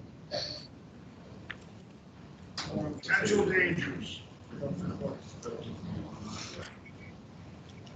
You're more alert. More alert? Yep. So keeping your attention level high, you're able to collect more information from the landscape ahead, right? What are some examples of situations where you would want to adjust your approach? Intersections. Crosswalks. Intersections, crosswalks, Traffic lights. traffic lights, intersections, right? How about construction zones? Limited view on a hill crest, a curve, Curves. Pedestrians, curves? Absolutely. Perfect. How do you effectively use the drop 10 before you're in principal prior to a significant curve? Slow down 10 miles. Yep. So it kind of gives you the answer to it right there, right? Reduce your speed by 10 miles per hour prior to that curve. So what driver behavior or habit is the greatest threat to effective use of the A principle? Not looking ahead. Not looking ahead? Speeding? Speeding? No. Following too close. Remember, improper following distance is the greatest threat to the effective use of the A principle. That was one of the most recent slides we just went over. All right. So now we're going to move into find safe space. I'm going to go ahead and show the video, and then after the video, we'll do a review in Drivecam.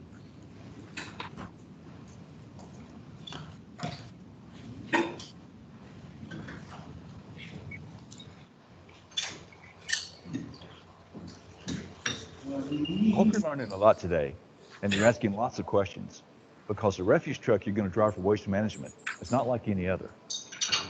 There is nothing out there that drives or handles quite like a trash truck. As a new driver, even if you come to waste management with commercial truck experience, there is a good chance the commercial truck you previously drove was articulated and not a rigid or straight body vehicle.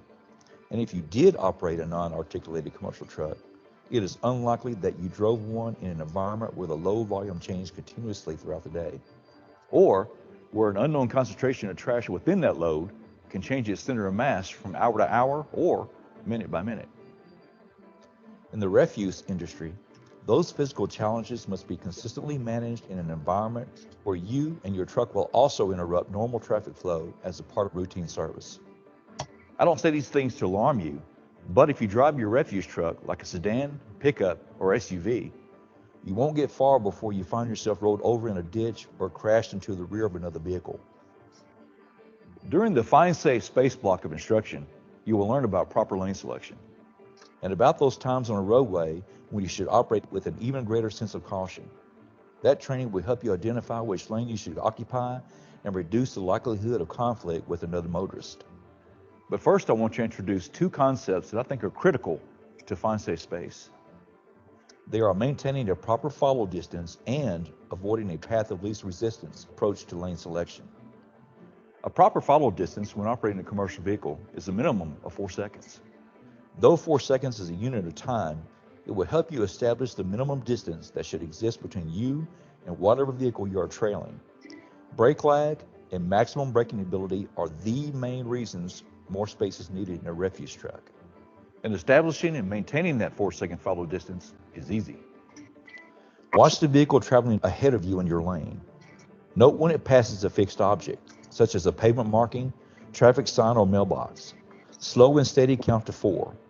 Make certain no less than 4 seconds passes before the front of your truck reaches that same fixed point. 4 seconds on a highway will not be the same distance as 4 seconds in town. So if you're thinking, I can't keep a 4-second gap in a 25 mile per hour zone because there's too much space, you will find during practice that a 4-second follow distance at 25 miles per hour is not 400 feet like it would be on an interstate. Follow distance will always be relative to your at-time speed. You should also be prepared to increase that follow distance in certain roadway conditions, such as inclement weather or areas where traffic volume or roadway repairs increase the threat level. I need to be clear on this. The biggest mistake made by new commercial drivers is follow distance. In fact, if you have an accident that cost you your job during the first months of employment at Waste Management, it will most likely involve improper follow distance. This is a driving habit you must work to perfect immediately. And finally, the path of least resistance approach to lane selection. Like a lot of veteran cops, I have my own pet peeves, things that really annoy me. When it comes to commercial drivers, I have two: forcing through turns, which you will hear about later, and constantly darting across lanes in search of open roadway. I know there are driving programs that actually promote this behavior, which is best explained as jumping to an open lane any and every time you encounter resistance in the lane you occupy, such as slowing traffic in the lane ahead. But when this technique is used in a commercial truck, I have another name for it. I call it reckless driving. When you operate a truck that is 30 feet long, that accelerates and decelerates at a rate inferior to most other vehicles, one that is less agile and less stable during sudden lateral movement, then you must limit the number of lane changes you make on your route. You need more space than any other motorist to safely change lanes, and it takes you much more time to get it done.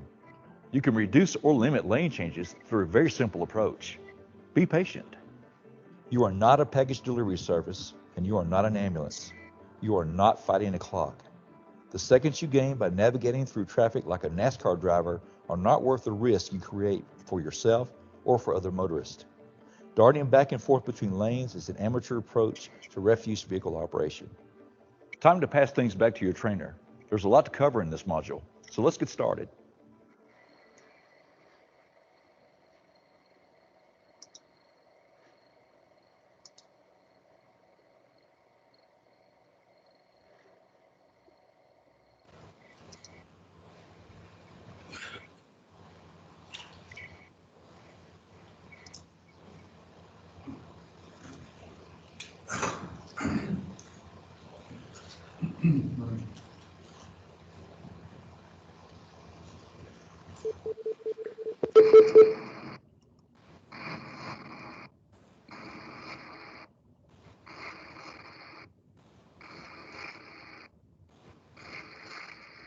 Give me a second. My computer's freezing up on me.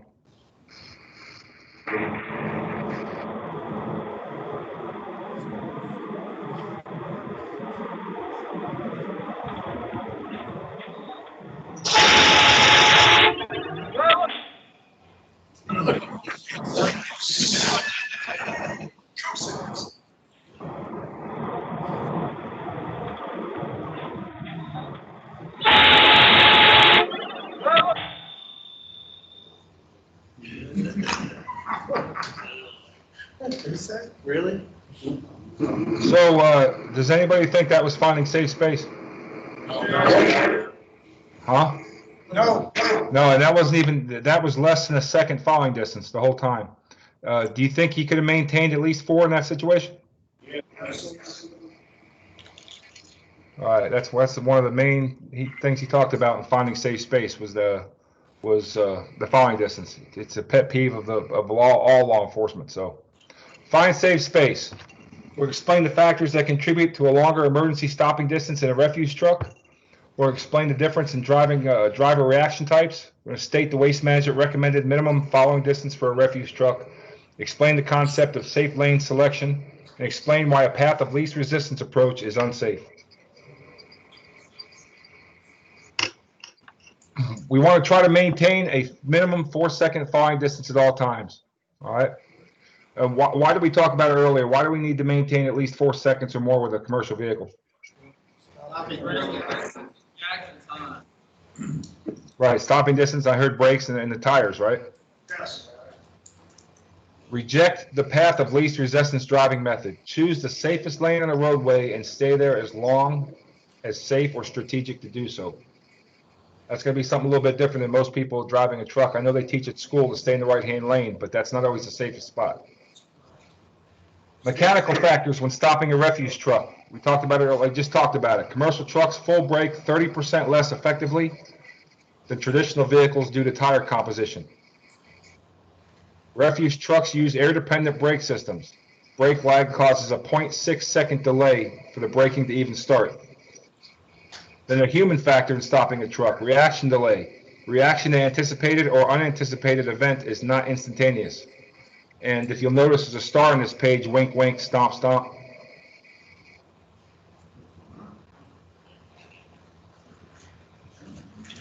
Now we're not gonna do the experiment, so we'll go ahead and skip through this here. Commercial vehicle brake lag and stopping distance at 50 miles an hour. So this is just brake lag and the effective distance after we start braking. So it takes 44 feet. That 0.6 seconds It takes 44 feet at 50 miles an hour for the brakes to even start working. After they start working, you add 167 feet of actual braking distance. And that means just from the brakes, waiting for the brakes to work, and once they start working to the time you stop is 211 feet. For a passenger vehicle, obviously there's no brake lag. The brakes instantaneously come on when you touch the brake pedal. There's 119 feet of braking distance because of the tire composition. So at 50 miles an hour, it takes a car 119 feet to stop this, to totally stop. It's important to note that if you're following too closely behind a traditional vehicle, when it hard brakes in traffic, you will be physically incapable of matching its higher rate of speed loss. It doesn't matter how much of a professional driver you are, how good you think you are driving a truck. Measuring apples to apples, you're not going to stop. You're going to hit them. There's two types of reactions. You have conditioned behaviors or a simple response.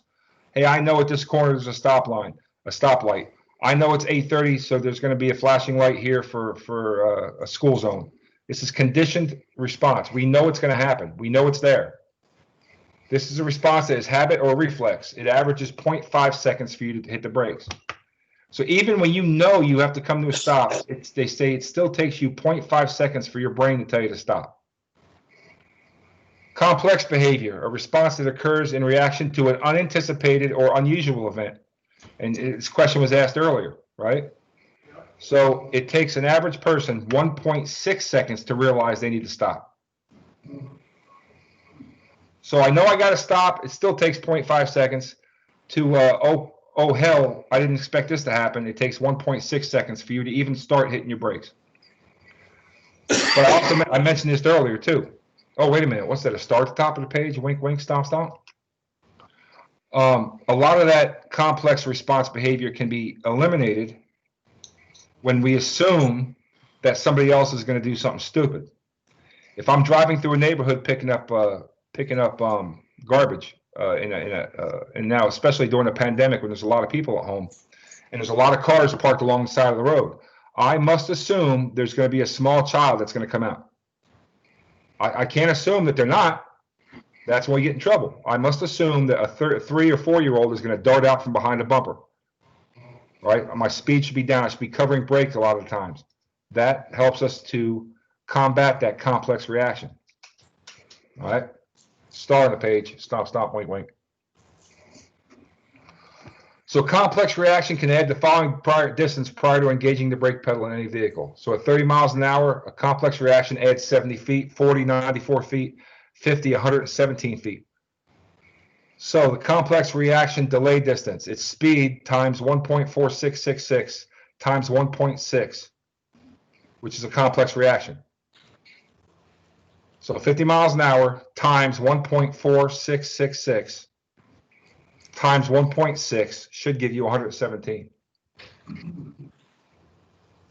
So now, earlier we showed just the braking, waiting to brake for the air to go to the brake chambers and 167 feet. But now we're adding 117 feet for you to realize I need to stop. That means it's going to take 328 feet or 11 truck lengths to stop that vehicle, stop that commercial motor vehicle. The minimum 4-second following distance. This neutralizes any disadvantage created by reduced braking efficiency or brake lag. It anticipates the room needed for a complex driver response to emergencies or unanticipated events. Here's a big one. Even if you don't stop, even if that's not enough for you to actually avoid the collision, it will reduce the impact potential should you strike another vehicle. You're going to hit them with a lot less energy. 4 seconds allows you to use the A principle effectively.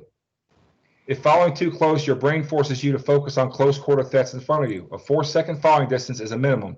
It might need to be increased according to certain traffic conditions, hazards, inclement weather. So like if you're in complete fog conditions and you have a collision and they try to give you a ticket, well, I was following at 4 seconds. That's not gonna help you. It's foggy. You should be way back. You shouldn't even be. In some cases, we shouldn't even be driving. But remember, the 4 seconds might be needed extended depending on conditions. Now, lane selection and lane discipline. Identify the safest lane and attempt to stay there as long as it's strategic to do so. In the past, especially if you've been to truck driving school, they tell you trucks stay in the right lane, trucks stay in the right lane, trucks stay in the right lane. Well, we're not in California. That's a law in California. It's not a law in Florida. It's not a law in most places. All right. Now, obviously, you get in certain sections of I-95 and I-75, and they'll tell you that you need to stay in the you can't be in the left lane. Doesn't mean you can't be in the center lane,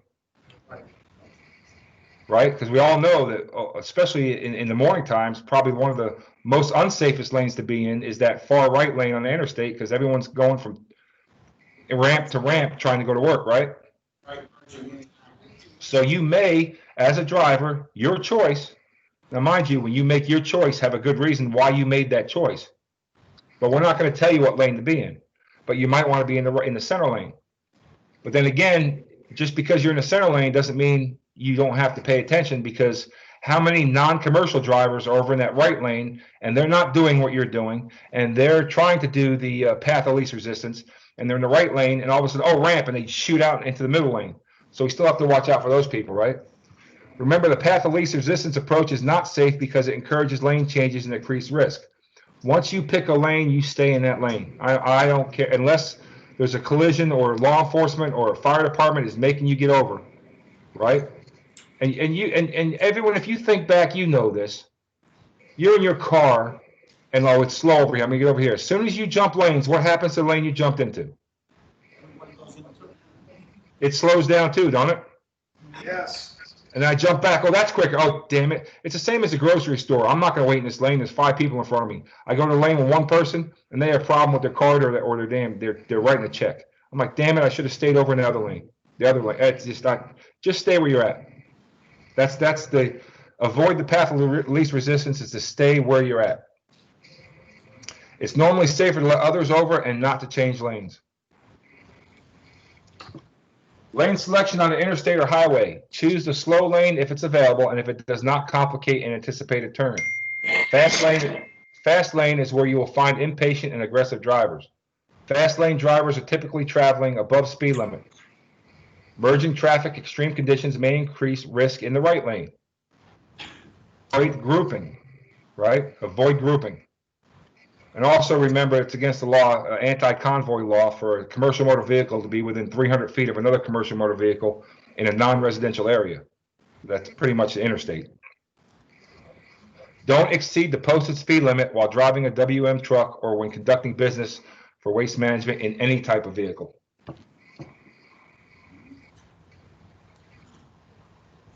Lane selection on the multi-lane roadway. Waste management safety system discourages any lane change that can be avoided. Find the safest lane and do your best to stay there for as long as possible. Now note, if your site has an existing policy concerning lane selection or preference, follow that policy. So if your site says, hey, in this town, you will stay in the right-hand lane, well, then that supersedes this and you will stay in the right-hand lane. All right. Note, increasing the number of lane changes generally increases the likelihood of conflict with other motorists. You have blind spots. You can't see all around your truck. All right, just stay where you're at, pick your lane and stay there until you have to move over. During approach to entrance ramps, identify any motorists that may enter your lane as you draw near. All right. We see this all the time. I mean, if you're paying attention on the roadway, and everyone on here should be a professional driver, right? You have CDLs, you're professional drivers, and you look. When you look over at that ramp and you see that car coming down, 9 times out of 10, do you not see them with a cell phone the size of a tablet up on their left side of their face? They're not paying attention to you. They have no idea where they're at, what they're doing, what you're doing, who you are. They don't care. All right. Position yourself defensively. Create space for merging. That doesn't mean to speed up. We do not go above the speed limit. And in most cases, if you're going below the speed limit, don't speed up to do the speed limit if it's going to cause a conflict. Take your foot off the fuel and let them go. Even though you have the right of way, we know that the vehicles on the interstate have the right of way. They don't go to school over there. They're not looking at you. Okay, you don't get a ticket, but you're sitting on the side of the road for 3 or 4 hours waiting for the investigation to go down. let them go. Note the speed of the vehicles that occupy a merge ramp. Change lane when safe to do so. So we don't want to do the lanes all the time, but it might come necessary for you to do so. If it's necessary to do so, and you have a safe available lane, then go ahead and do it at that time. Remember, the far right lane is not always the safest lane. On interstates, far right lanes may start and end between exits. In town, lanes can be poorly maintained, have treacherous entry points. And in communities, you may have designated bicycle lane on the right edge of the roadway, so you might not want to be over there, especially during school times, right? All the kids walking to school on that right-hand side. And you ever watch, they'll get, especially in junior high, they'll get these pushing matches. They're just playing around, but they're pushing each other by the curb. So that might not be the place to be.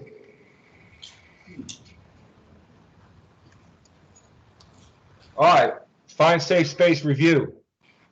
A waste management refuse truck has hard brakes at a reduced rate compared to a traditional vehicle. What is the percent of reduction? 30%, dead on. How much average time does brake lag contribute to stopping time? 6 seconds. 6 seconds. 0.6, right? All right. What is the average reaction time needed for a simple response? 0.5? 1.5.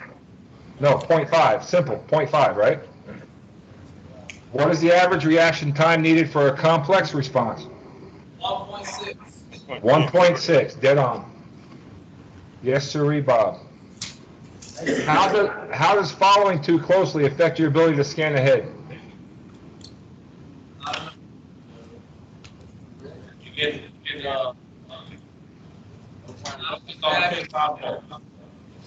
What's that? Car in front of you.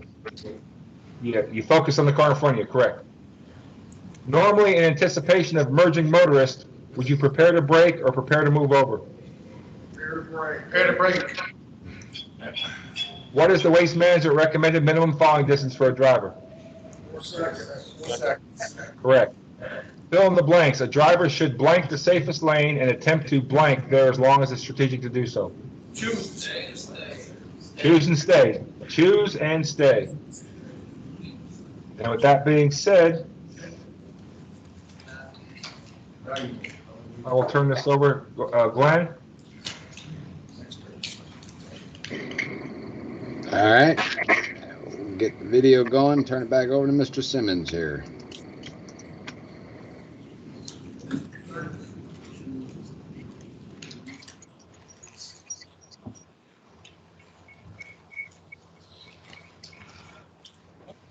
Hey, wow.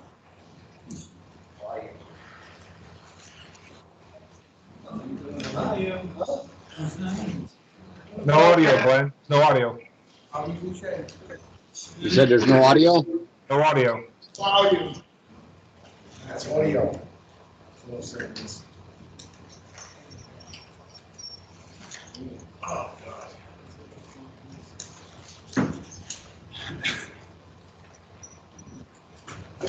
There we go. I don't know why it turned it off.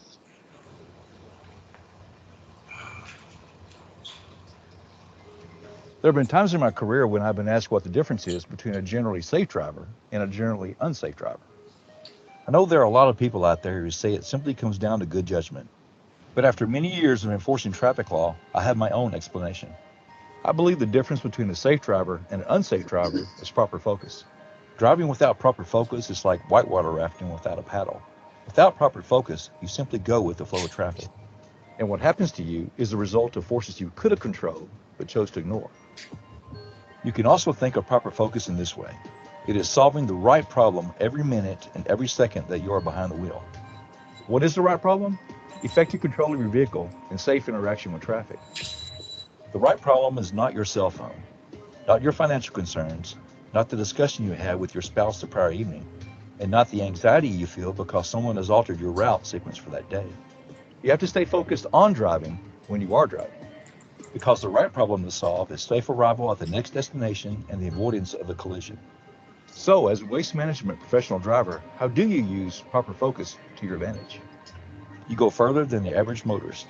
You pay attention to what you are doing, but you also notice what other motorists are doing. That is the logic behind the principle, evaluate other vehicle behavior. The first and second principles in the safety system tell you where you should be looking. Evaluate other vehicle behavior will tell you what you should be looking for. It's a risky strategy to try to anticipate the actions of other motorists. No one's asking you to be a mind reader, but it is absolutely critical that you watch them. You must look for the earliest indications that trouble is developing, whether you are looking for traffic congestion several seconds ahead of your occupied position, or checking your side mirror for a reckless operator rapidly approaching from your rear. As I said previously, you have a greater field of view than most vehicle operators. You have to use your seated position to your advantage and see more of the roadway environment. When you advance your field of view, every vehicle you see is a potential threat. Perhaps the vehicle you are watching is not a direct threat to you, but it could initiate a sequence of events that ultimately reaches your location. Most motorists will advance their field of view no more than 100 feet forward of their occupied position, because their vehicle can swerve well and it can brake well. That approach will not work for you. You must assess traffic behavior at your rear and at your side, but you must also include assessments, when possible, of traffic conditions both within and near the active roadway several hundred feet forward of your occupied position.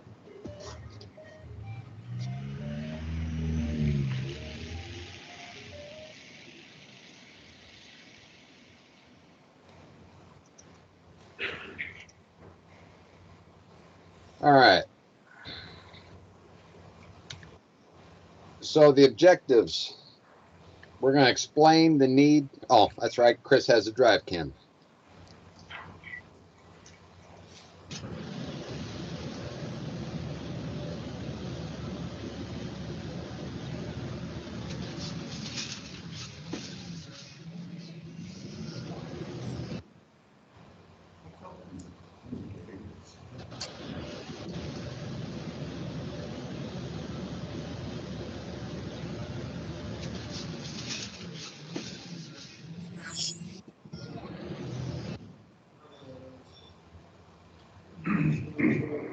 All right. So what did you catch on that that video?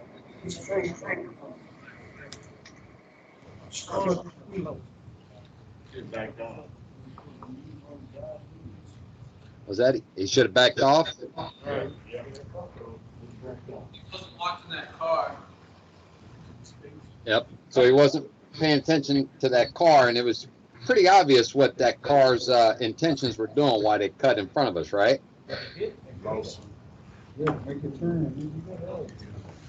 So part of evaluating other people's, behavior and what they're doing, granted, kind of like you heard Bobby Simmons say, no one's expecting anybody to be a mind reader, but how many times has something happened and, one of the first things we hear is, I knew they were going to cut right out in front of us. I could just tell. I had that feeling, and sure enough, that idiot pulled right dead out in front of me, or whatever the case is.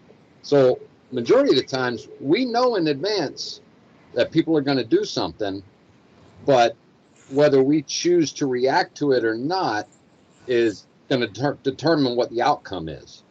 So part of the objectives of this is to explain the need to monitor other traffic behavior. We're going to describe why the truck performance requires a driver to detect early and act early. We're going to determine how much distance a truck should stay behind a vehicle in slow and town traffic. Identify situations where a driver should try to create space and seek safer real estate. And then explain how speaking on a cell phone impairs a driver's ability on the roadway. So evaluating other vehicles' behavior early. If you can see something happening, regardless of where it is at that moment, it's a risk that you must prepare to manage. What happens on the horizon may soon be your problem as well. So if you remember earlier on, when we were going over and I showed you there was that hill crest, or even on this example here, you're limited on how far ahead you could see. But if you see that everyone's hitting their brakes, obviously something's going on up ahead. So you got to evaluate that risk and start preparing for it and taking action ahead of time. Advancing your field of view when appropriate, 12 to 15 seconds, you're in an elevated position. It allows you to see over other vehicles. Reduce your speed, increase your attention level when you see brake lights ahead. Brake lights forward of your position may indicate unsafe conditions. Evaluate and respond early to threats or potentially unsafe conditions, and do not wait until you are forced to react. You know, one of the biggest things that I see out on the highway, especially now with, you know, and just about all the states have adopted it, but the move over law. And even if they're not in that lane right next to where, say, an officer is, or highway patrol, or, you know, whoever it is, for whatever reason, the minute they see traffic or lights from an ambulance or Florida Highway Patrol, sheriff's office, everybody wants to stop and hit their brakes and start looking to see what's going on. Now that creates congestion, and it can be all the way on the opposite side of I-95. There's an accident, but yet, even though it's on the northbound side, now the southbound side's all jacked up. Why? Because everybody's more interested in what's going on over on the other side than paying attention to what they should be doing. Now creating a risk for you. So evaluating a damaged vehicle, take action early. Look for a safer space. Slow down. Choose an alternate lane to create distance. So identifying some indicators of damaged vehicles. What we're referring to is wobbly tires, Brake lights. missing or no brake lights, no turn signals, no side mirrors, damaged or no headlights, mechanical malfunction but still moving, damaged windshield or back window, or improperly hauling of a load. Other early indications of potential danger: distracted or impaired motorists. You guys are out in the road all day long, highways, local roadways. I know you all see this stuff. People on the cell phones, impatient motorists. They're in a hurry to get nowhere quick. Agitated motorists, sudden congestion on the horizon, audible alerts, sirens, horns. Reckless drivers, forward or behind your truck. Blue lights, emergency lights, and then road rage. They usually kind of go in order from a distracted, impaired driver, then you get someone who's impatient, then they become agitated, then becomes road rage. So at least, and I think this number is a lot higher, but I didn't put this slide deck together, but at least 10% of the motorists you encounter will be on a phone, talking or texting as they drive. I think it's probably somewhere around 70 to 80%, especially in today's day and age. Everybody, even ourselves, we find ourselves completely dependent upon our cell phones, whether it be for emails, text messages, phone calls, etc., conducting business. But these are, you know, the things that distract us all throughout the day, and we pretty much rely on 100% of the time, for the most part, for communications. So drivers' distractions include cell phone use, texting, holding a cell phone, eating, arguing with a passenger, putting on makeup, multitasking, or reading. So why are cell phones a distraction at the wheel? The human mind has a limited ability to process information. When you're on the phone, your brain is ignoring your peripheral vision. It's collecting less information from the roadway and splits your focus between the lane ahead and your phone conversation. So the waste management communications policy, remembering as we went through the rules book and the rules review, life critical rule number 11, prohibits the use of a mobile device while operating your refuge truck. That restriction includes the use of a hands-free device and or Bluetooth technology. Hands-free is not an advantage. It is not the physical act of holding a phone that causes the distraction. It's the tempo of the dialogue. So, aggressive, distracted, and impatient motorists. What to do when you identify these types of drivers? 1, refrain from becoming emotional. Not try to stop them or correct them as much as you want to. Reduce speed and find safer area to drive. Do not use your horn to rebuke, only to alert.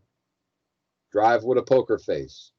It's very easy to get caught up and get emotional, aggravated, agitated, wanting to blow the horn, call them a couple choice words, stick your head out the window, yell, give them the finger, and all this other stuff. But at the end of the day, that's not going to get you anywhere other than creating a greater risk and getting someone else agitated and creating road rage. A waste management professional driver does not try to intimidate others by closing distance, position their truck to obstruct their progress, and use inappropriate gestures or language.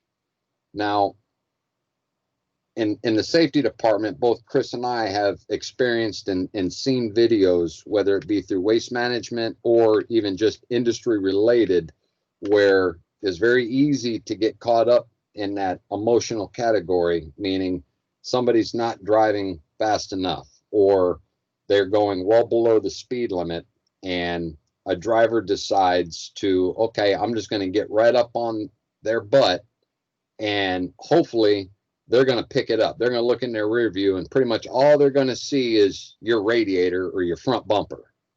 Well, that's not the answer, because now if they decide to say, okay, I got something for you, and they hit their brakes, well, guess who's going to be at fault and receive a ticket? Hopefully nobody's injured as a result.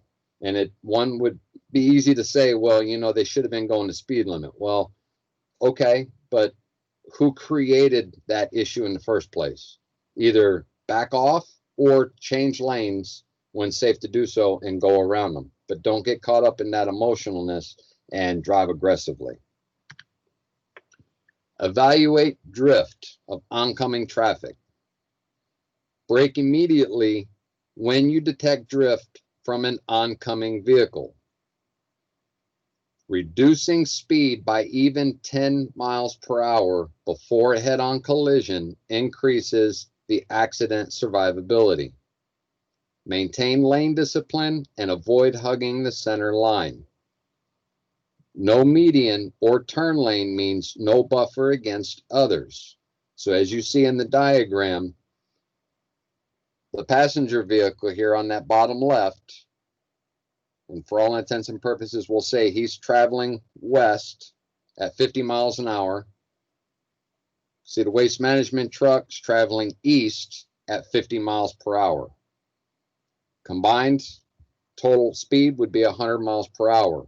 By reducing that, if they were to collide head on, reducing the speed by 10 miles per hour reduces that down, obviously, to 90 miles per hour speed loss for that head-on collision.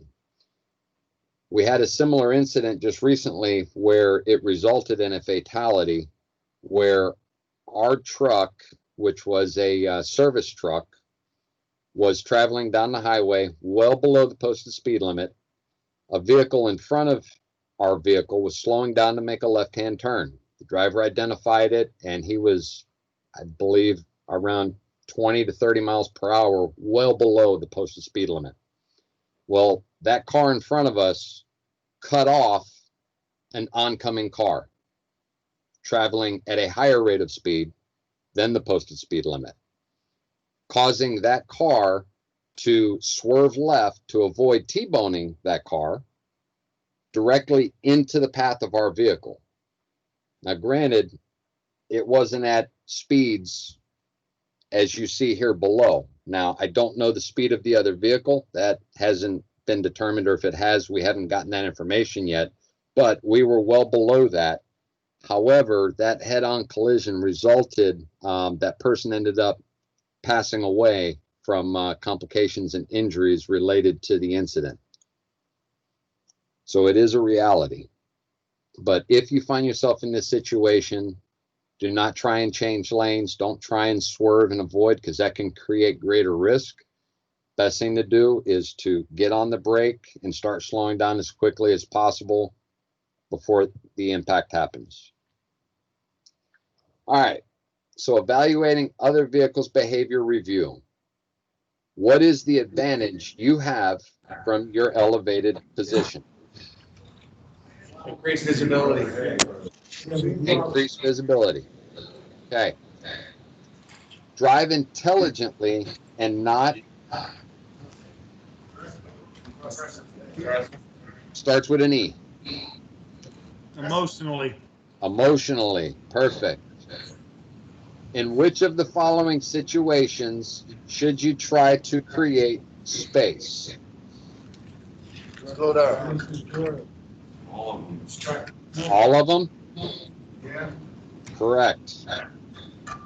That one's missing an F, all of the above. Yes. We do that on purpose to see how coherent everybody is in here. All right. What percentage of other drivers should you assume are using a cell phone, according to the PowerPoint? 10%. Is hands-free or Bluetooth technology an acceptable alternative to using your cell phone while driving? No. No. Name the first 4 principles in the Waste Management Safety Defensive Driving System.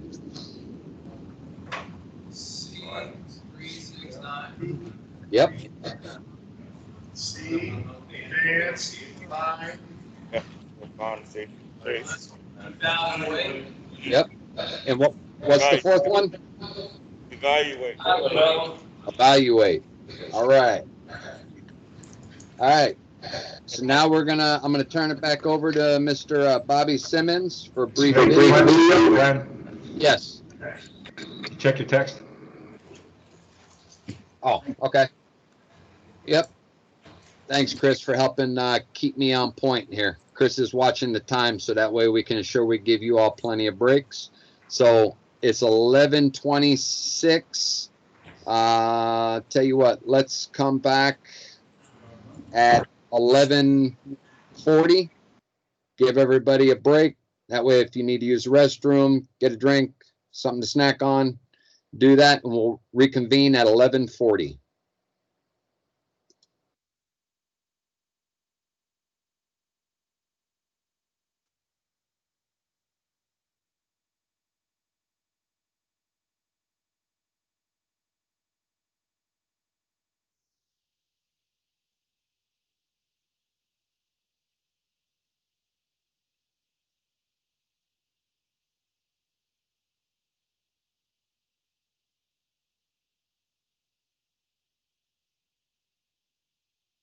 In a previous module, I said that safe driving starts with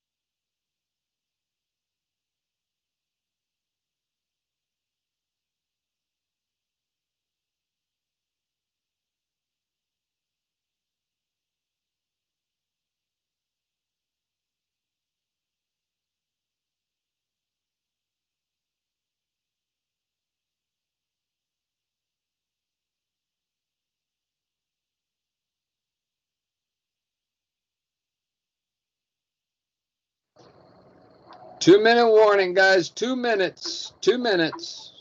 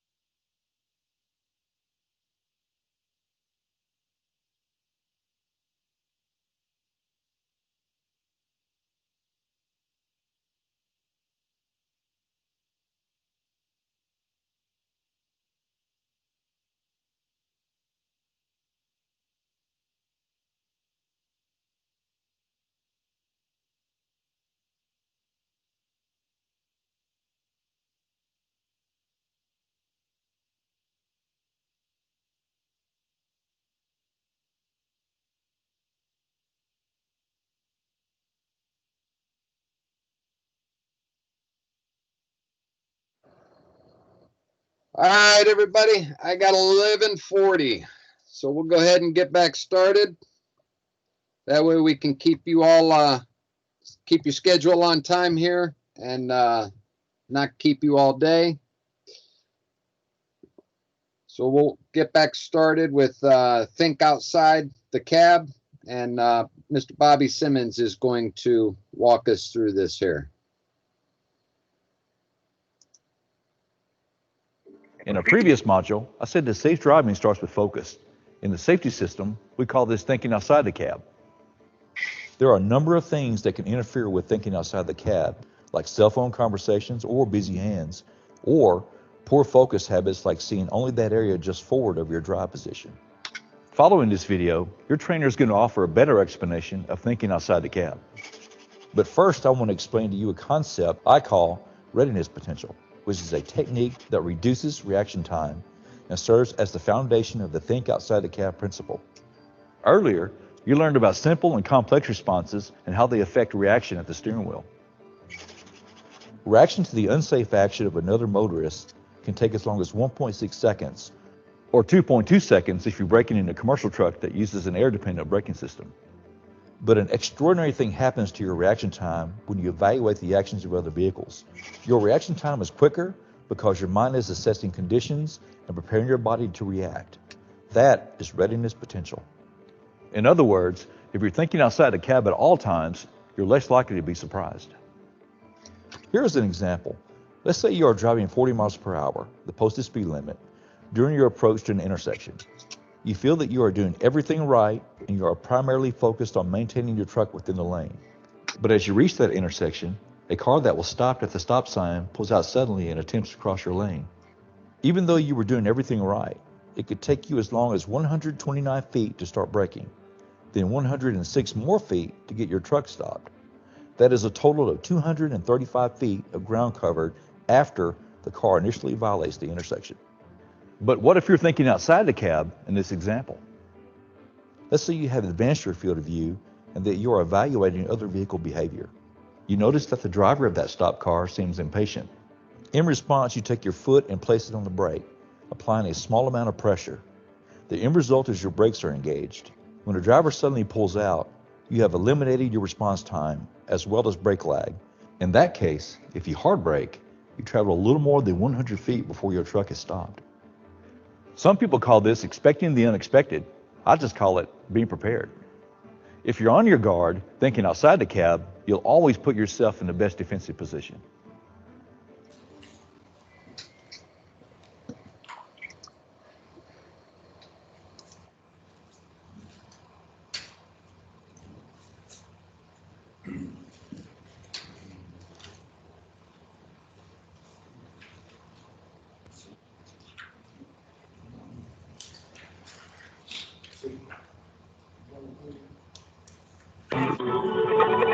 Feel like I love you, baby. Abu Dhabi, the penthouse floors not for the amateurs. Colin Myers from California came with cannabis. Fill arenas to put the team up on the banner. Feel like I love you, baby. Abu Dhabi, the penthouse floors not for the amateurs. Colin Myers from California came with cannabis. Fill arenas to put the team up on the banners. He's like, oh, hey, all right. He was rolled up in playback music. He out. He gone. All right, Glenn, you gonna put the thing up? We'll go with yours. All right, so in the video, obviously, what was the obvious thing we saw? Sleeping. He was asleep. He was out cold. So, you notice in the slide that's up on the screen now, explain what fit for duty means when drivers arrive at work. So in that video we just watched, do you think that driver was fit for duty? No. That's why it's imperative for professional drivers, actually for everybody, but definitely for professional drivers to make sure that we live our lifestyle so that we're ready for the morning, we're ready to do our job that day. Because remember, when we're in that truck, our only job is to make sure that truck leaves and comes back, and everybody we touched, everybody we were around, ourselves, the population, all go home the same way in one piece. So must be fit for duty. Explain why in-cab distractions are dangerous and how they affect driver while driving. Explain what a routine breaker is and how it affects safe performance. Think outside the maintain mental readiness while driving. This improves decision-making and reduces reaction time. Focus on driving. There is only one objective you have while driving, that is to drive safely. Fit for duty. Waste management employees must be fit for duty when he or she arrives at work while driving, well rested and healthy, free of impairment, mentally and physically able to perform their job. This is why we ask our drivers, oh, look, a star, wink, wink, thump, thump. We ask our drivers in the morning that if you don't feel ready for work, if there's something wrong, if there's something happening at the house that's not allowing you to get sleep, or something happened that morning, don't drive the truck. Now, this isn't a get out of jail free card every Monday morning. Oh, I'm not ready to go because you decided, it's a Super Bowl every Sunday. All right. Because after a while, that could be a coaching or write-up for not being ready for work every Monday. But on your one-off chances where something happened, or I just didn't get enough sleep, hey, don't drive the truck. And managers, we should be looking out for that too. We see a driver come in and they just can't keep their head up. They're at the launch meeting in the morning or the safety meeting, and they're just leaning against the wall with their eyes closed. There might be a question that if we should let this driver drive. You should be focused on work. There is no room for distraction. You must have 100% focus 100% of the time. Looking at in-cab distractions. In-cab activities can reduce your ability to focus on the road. Examples: a walkie-talkie or a cell phone, eating while driving, onboard technology, multitasking, drinking, paperwork, mental distraction, horseplay with a coworker. How can eating or drinking be a distraction?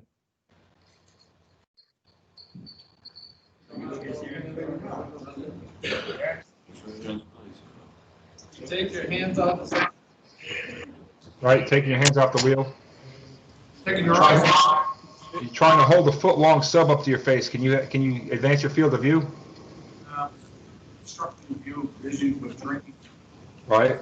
We had a driver in Jacksonville years ago that on 301 went off about 300 plus feet into the woods. And the reason this happened was they were drinking. You ever have something go down the wrong pipe? Choke. Well, the driver had a drinking some water and went down the wrong pipe. He actually blacked out and he woke up 300 plus feet in the woods. Wow. So there's always that chance. All right, Glenn. Routine breakers, a disruption in focus, frequently a cause in accidents. Can be either work-related or personal. We talked about the personal stuff. You have an issue, don't drive. If you can't get your mind off of home life, and this isn't a bragging thing, and in some cases this could be actually detrimental, but I'm a retired 21-year chief in the Navy, and we just happen to, we leave for 6, 7, 8, 9 months, and we leave our spouses at home to take care of business, and we have to focus on what we're doing because somebody's going to die if we don't. I got an innate ability to do that. I don't think about home. I don't have the time. I can't afford the time to do that. We have to be sort of that way, all right? It seems kind of cold sometimes, but you're driving a vehicle that weighs 26 to 33,000 pounds empty. Florida allows you to be 70,000 pounds loaded.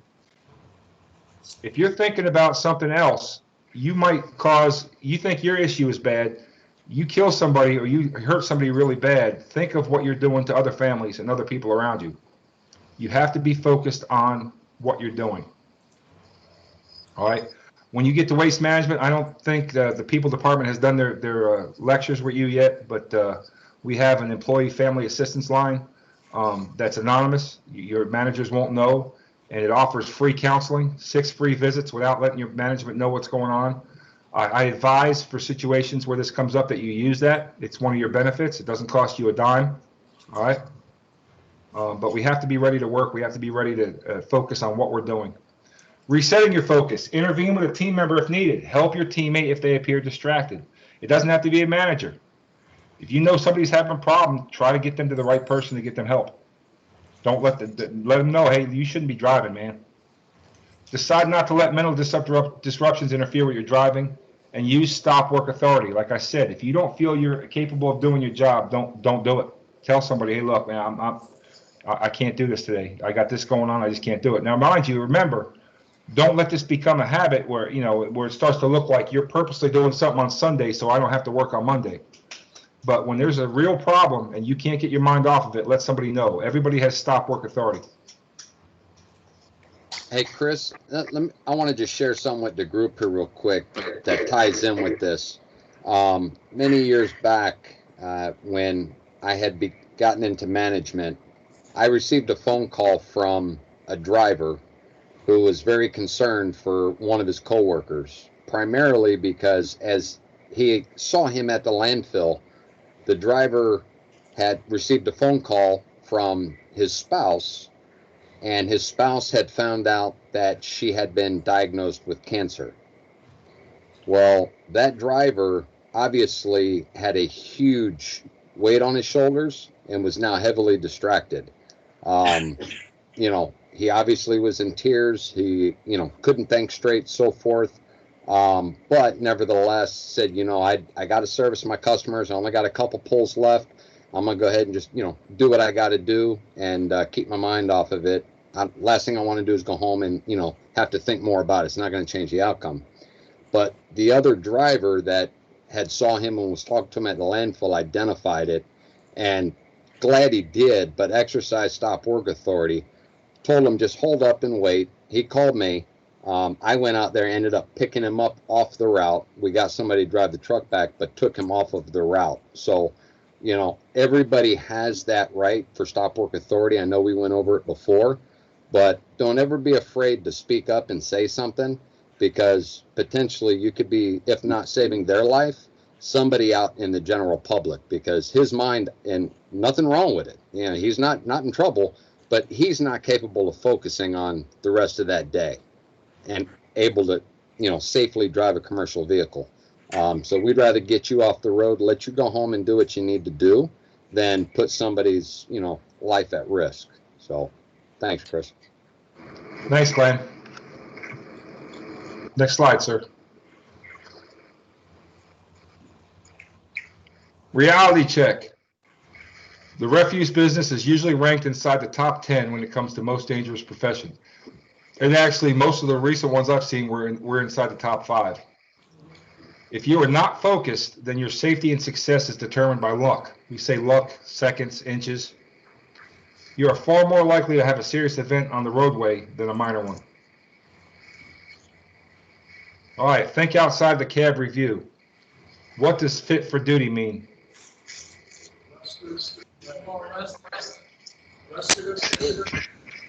Ready for work, right? Ready for work. Why are in-cab distractions dangerous?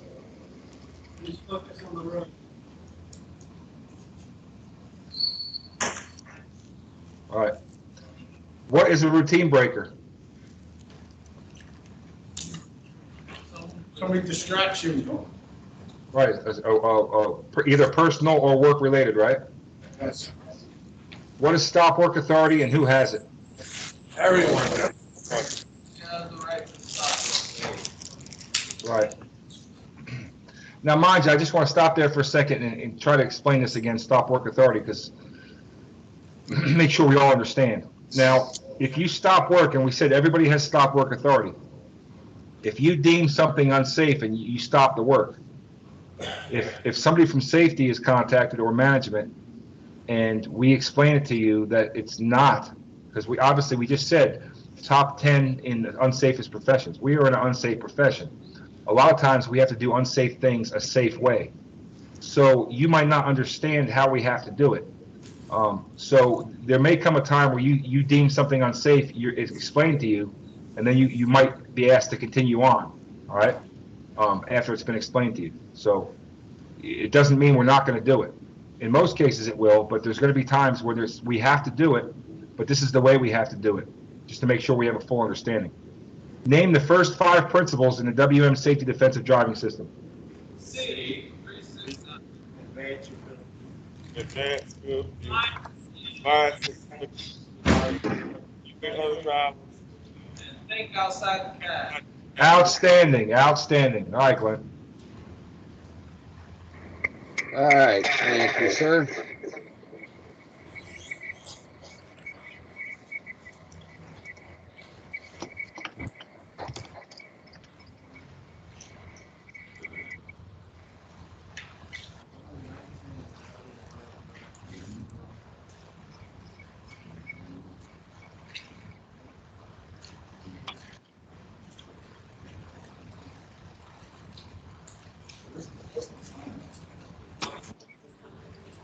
In the Find Safe Space module, I told you there are 2 things that I find bothersome when I work traffic. First, I have little patience for any reckless commercial driver that darts in and out of traffic like a NASCAR driver. And second, I have even less patience for a commercial driver that bullies his or her way through a turn, using the size of the truck to intimidate others and to create space in traffic.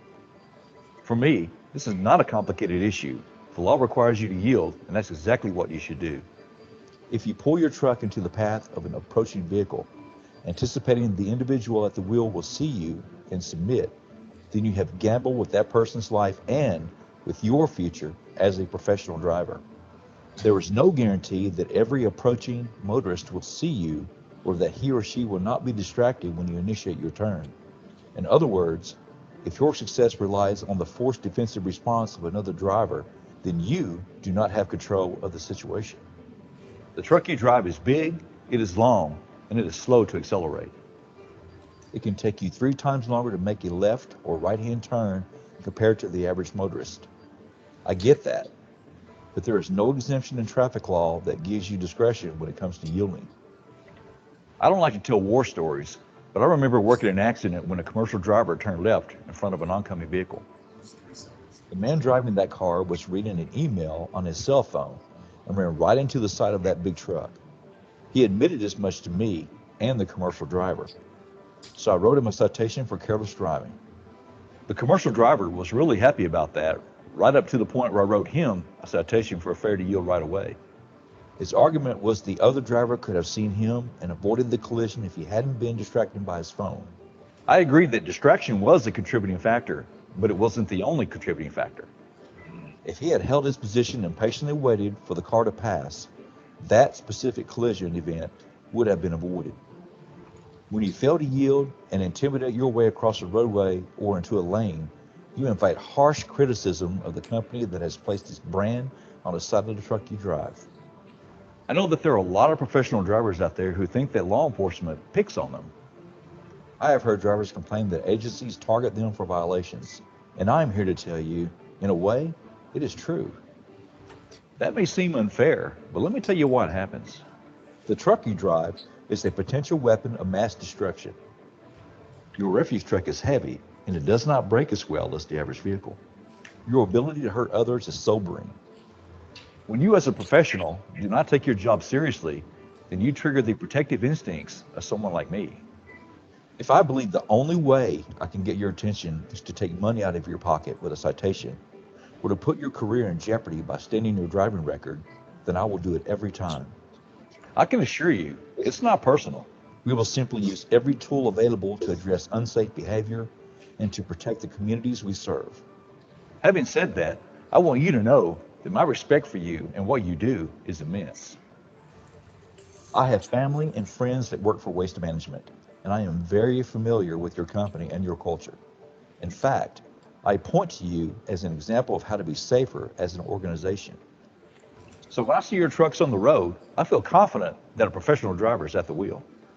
But when I find a Waste Management driver doing wrong, I am fair with that individual, but I am also disappointed. I know that he or she had every advantage, the best training and coaching in the industry. And while there may be a few professional drivers out there who can say they don't know any better, they aren't wearing Waste Management uniforms. Your trainer will now give you more detail about the why principle and the responsibility you have to be both safe and courteous when it comes to interaction with other motorists. For now, my job as your video host is done, but not my responsibility to make certain that you, your team, or any other citizen with a professional endorsement behaves responsibly at the wheel of a commercial truck. I wish you great success in your career at Waste Management, both for your sake and for the sake of others who have to share the road with you. Use the information you have learned today wisely. Get home safely at the end of every day so that you can be there for the ones that you love.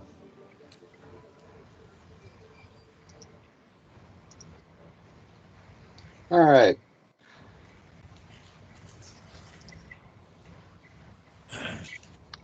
So the objectives, and we're going to go over a Drivecam review and then deep dive into yield.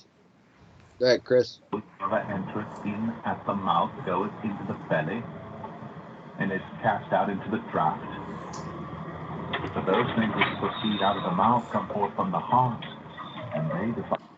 That enters in at the mouth, goes into the belly, and is cast out into the draft. So those things which proceed out of the mouth come forth from the heart, and they defile.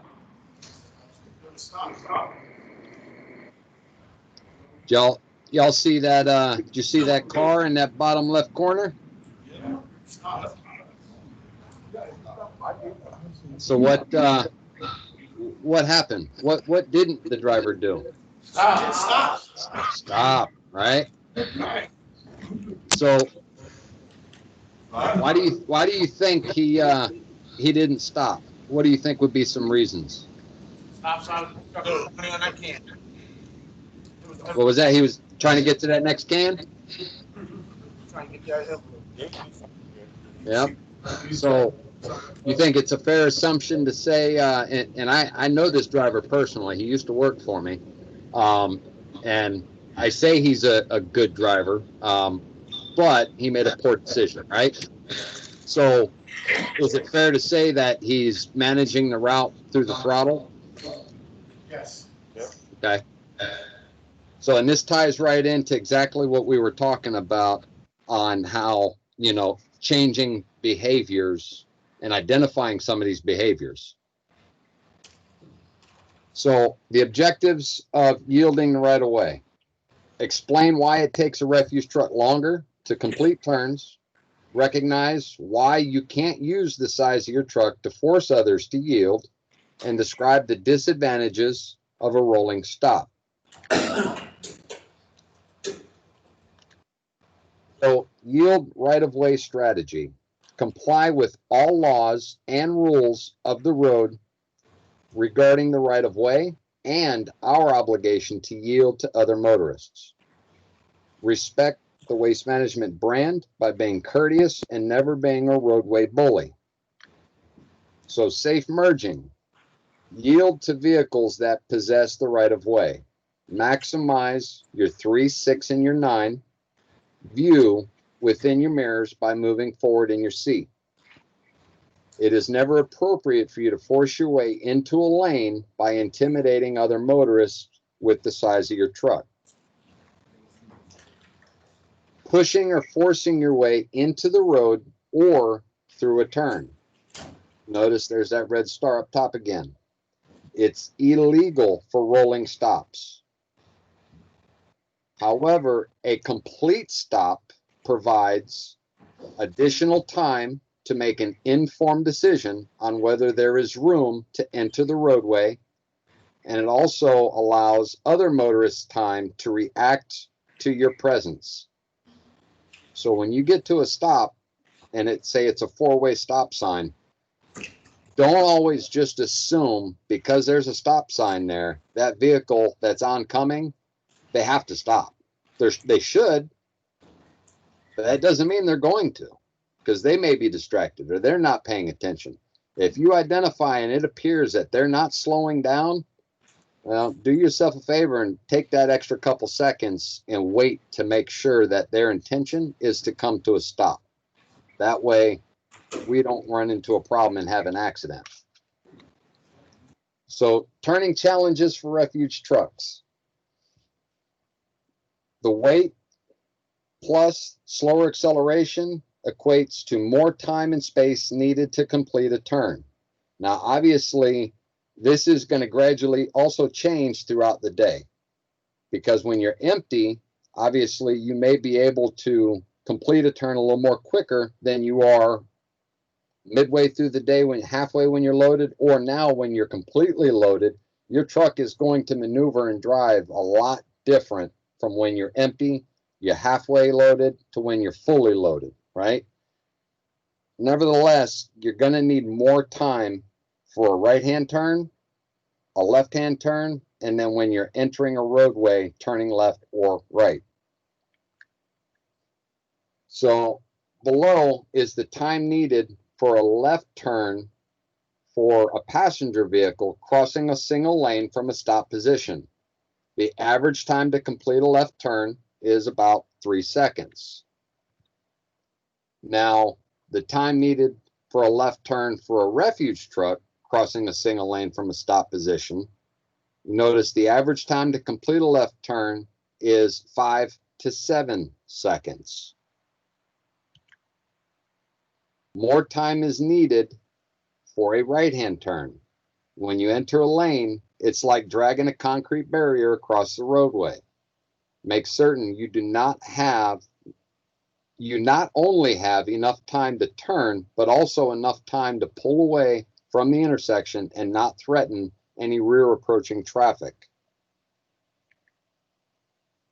All right, so activity, we're going to bypass because of our restrictions. As we stated earlier and discussed with that Drivecam video we just seen, do not manage your route plan through the accelerator. When drivers feel pressed for time, they are tempted to take chances to drive faster, bully their way through traffic, and roll through stops. This does not represent a professional mindset.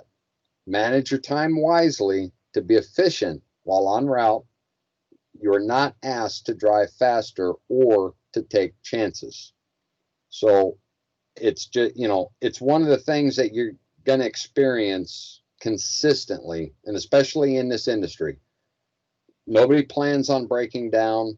And when we do have breakdowns or run into complications or problems, it's usually on days where maybe you have something planned with your spouse or family members after work. You're trying to get somewhere at a certain time. Now you break down. It's putting you behind. Unfortunately, it's the nature of the beast. It's going to happen. Or you come in the morning, you find your truck is down. You got to take a spare truck. And now it's taking you more time to get your route done because that spare truck just isn't as efficient and doesn't seem to work as great as your normal route truck. These are things that are going to happen regardless. And also why you hear within the safety vision statement that, safety has to be a core value, not a priority, because priorities change. So, yield the right-of-way review, and this is a pretty quick module. Why does it take a refuse truck longer to complete turns? Length and width. Heavier. Length and width, yep. So you got weight and lack of acceleration, right? Why can't a driver use the size of their truck to force others to yield? Not allowed to be a bully. Yep, not allowed to be a bully. It also assumes that other drivers are paying attention to your actions. Well, if you're assuming that other people are paying attention to you, you're taking a lot of risks, because I guarantee they're not paying as much of attention as you are. What are the disadvantages of a rolling stop? It's against the law. What else?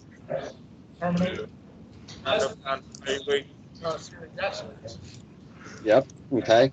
So it doesn't give you enough time to make informed decisions, right, about others entering in the roadway. Is the mandate at Waste Management to drive faster to be more efficient? No. No, negative. And if somebody tells you that it is, well, then you let us know and we'll quickly get that corrected for you. Your route manager should never, ever tell you that. You hear that, Brian? Last but not least, name the 6 strategic principles in the Waste Management Safety Defensive Driving System. Yep. Okay. All right.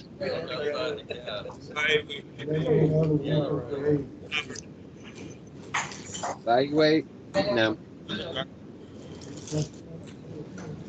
Think outside the cab. And then what's the last one? Yield. Yield. All right. So in conclusion, we just went over safety. See, advance, find, evaluate, think, and yield. So now everybody should have all of these cards placed into your rule book. So you have them there for reference. In the back of your participant guide is a test that everybody has to take.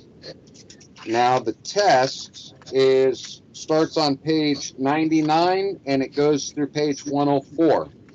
Here's what I am going to ask of everybody. When you take this test, make sure print your name on the top of it and date it.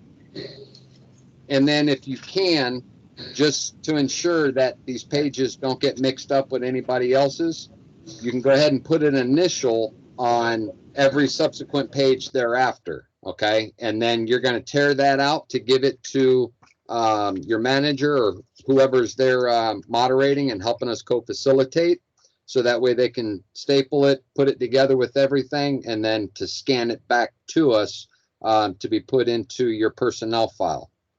So in closing, let me open it up. Chris Kalianchis, did you have any closing comments before I turn it over to Mr. Carey? No, just ensure along with the test that the moderators have everybody that watched the training today fill out the Drivecam acknowledgement form. Thank you for everybody participating. Don't forget, for the managers on the call, we still our other call will be at 2:45 still. We're not changing that. So you have an hour or so for them to do the test right now. But at 2:45, we'll be starting the manager call. That's all I got, Glenn. All right, thanks, Chris. Chris Carey, any closing comments? Yeah, thanks, Glenn. Can you hear me okay? Yes, sir. Okay. Hey, first of all, I just want to thank everybody for participating today and being active participants. I know it's a long training class at the end of a long week, but special thanks to Glenn and Chris K. You guys did a great job today. I appreciate it, and very well done.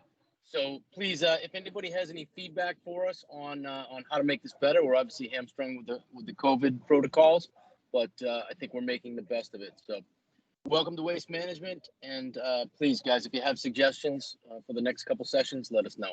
That's it for me, Glenn. Thanks. All right, thanks, Chris. All right, guys, so in closing, go ahead and finish up your tests, and if anybody has any questions, comments, concerns, please let us know. Chris K and myself both will be available by phone, so if anybody does have anything specific get with your moderator, let them know, and they can contact us, and we'll answer any questions that you may have.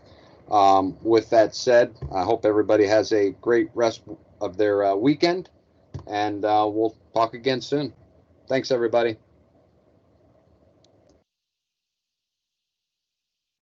Now, hey, Glenn, we're still on for 2:45, correct? Correct. That is correct. Yep, 2:45 for the managers. Yes, sir.